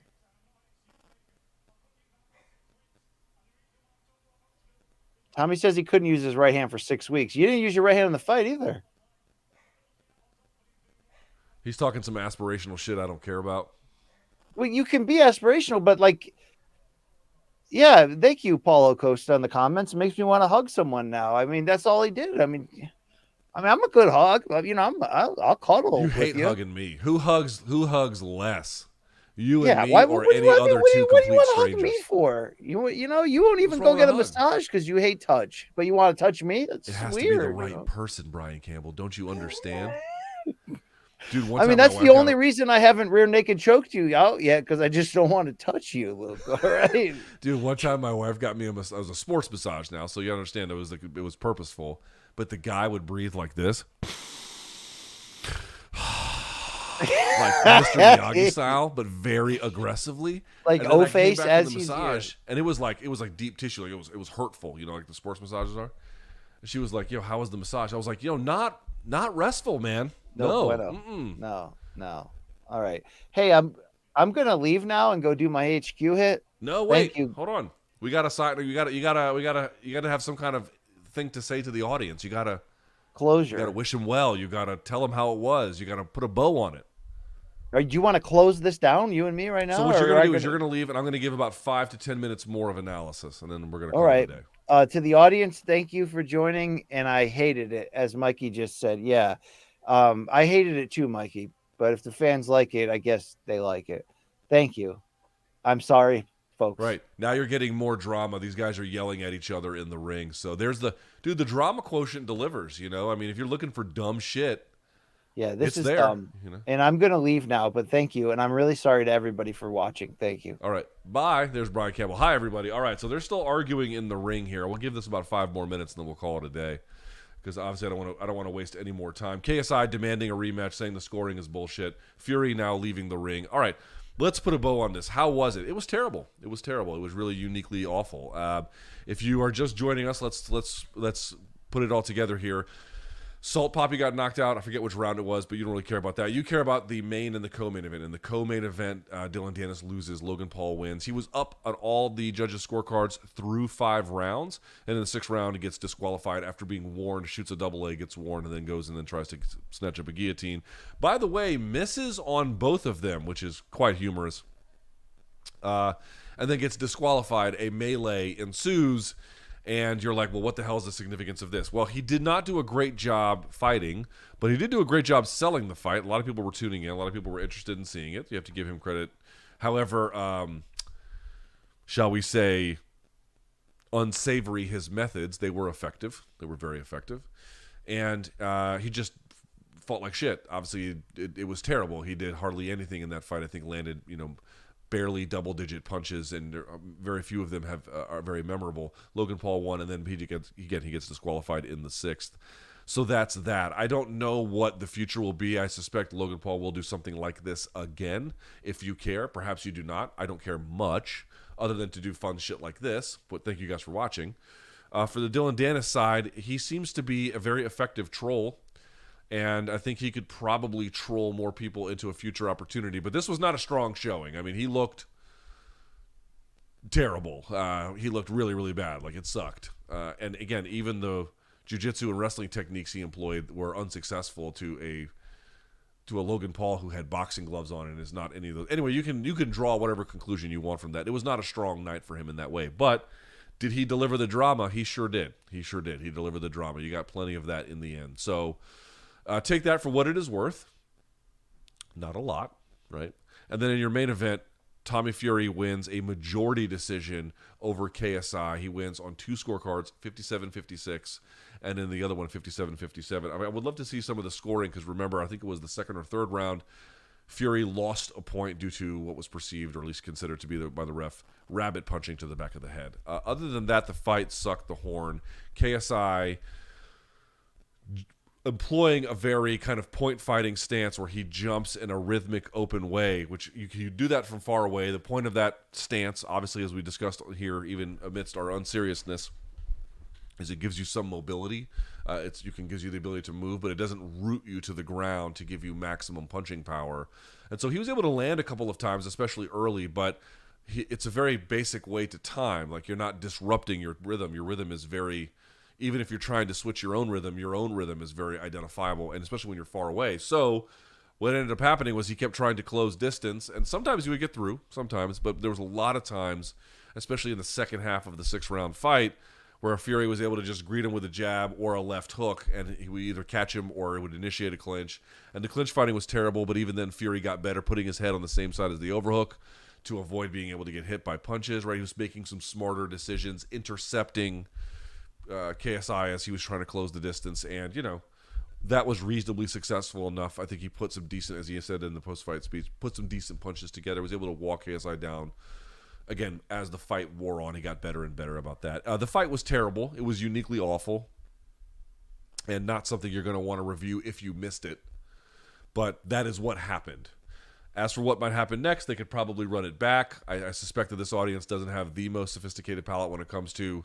I could be wrong about that, but they seem to like the drama more than the boxing. So you got some of that to work with. KSI doing a decent job of drumming up interest for any kind of potential rematch. I think down the line, I guess Logan Paul fits in there somewhere. Mike Perry is still kind of floating out there. Would have been nice to see Mike Perry flatline somebody here tonight, but we can't all be so lucky, right? And that's about it. I hope this was some fun for some fights that were not fun, but maybe altogether we had fun. Okay? All right. Thank you guys so much for watching. Give us your feedback on what you liked, what you didn't, what you want to see, what you don't. And subscribe if you haven't already done that, because we really appreciate that. And if you're listening on your favorite podcast platform, we appreciate you guys too. You can follow us here, all the socials, right? Get a good look at it. You can follow us. It's the same name everywhere on Instagram, Twitter. I'm not going to call it X. And then TikTok. And then, of course, you can give us some feedback everywhere else. morningcombat@gmail.com to reach the show too, by the way. Okay. Thanks, guys. We appreciate you. And for everyone on the show, love you. See you next time. Do something productive with you. First place I learned about death was a pet cemetery. Dead things buried in that land would come back as something else. Something's wrong. Continue. Who needs time to adjust? Something's talking to him.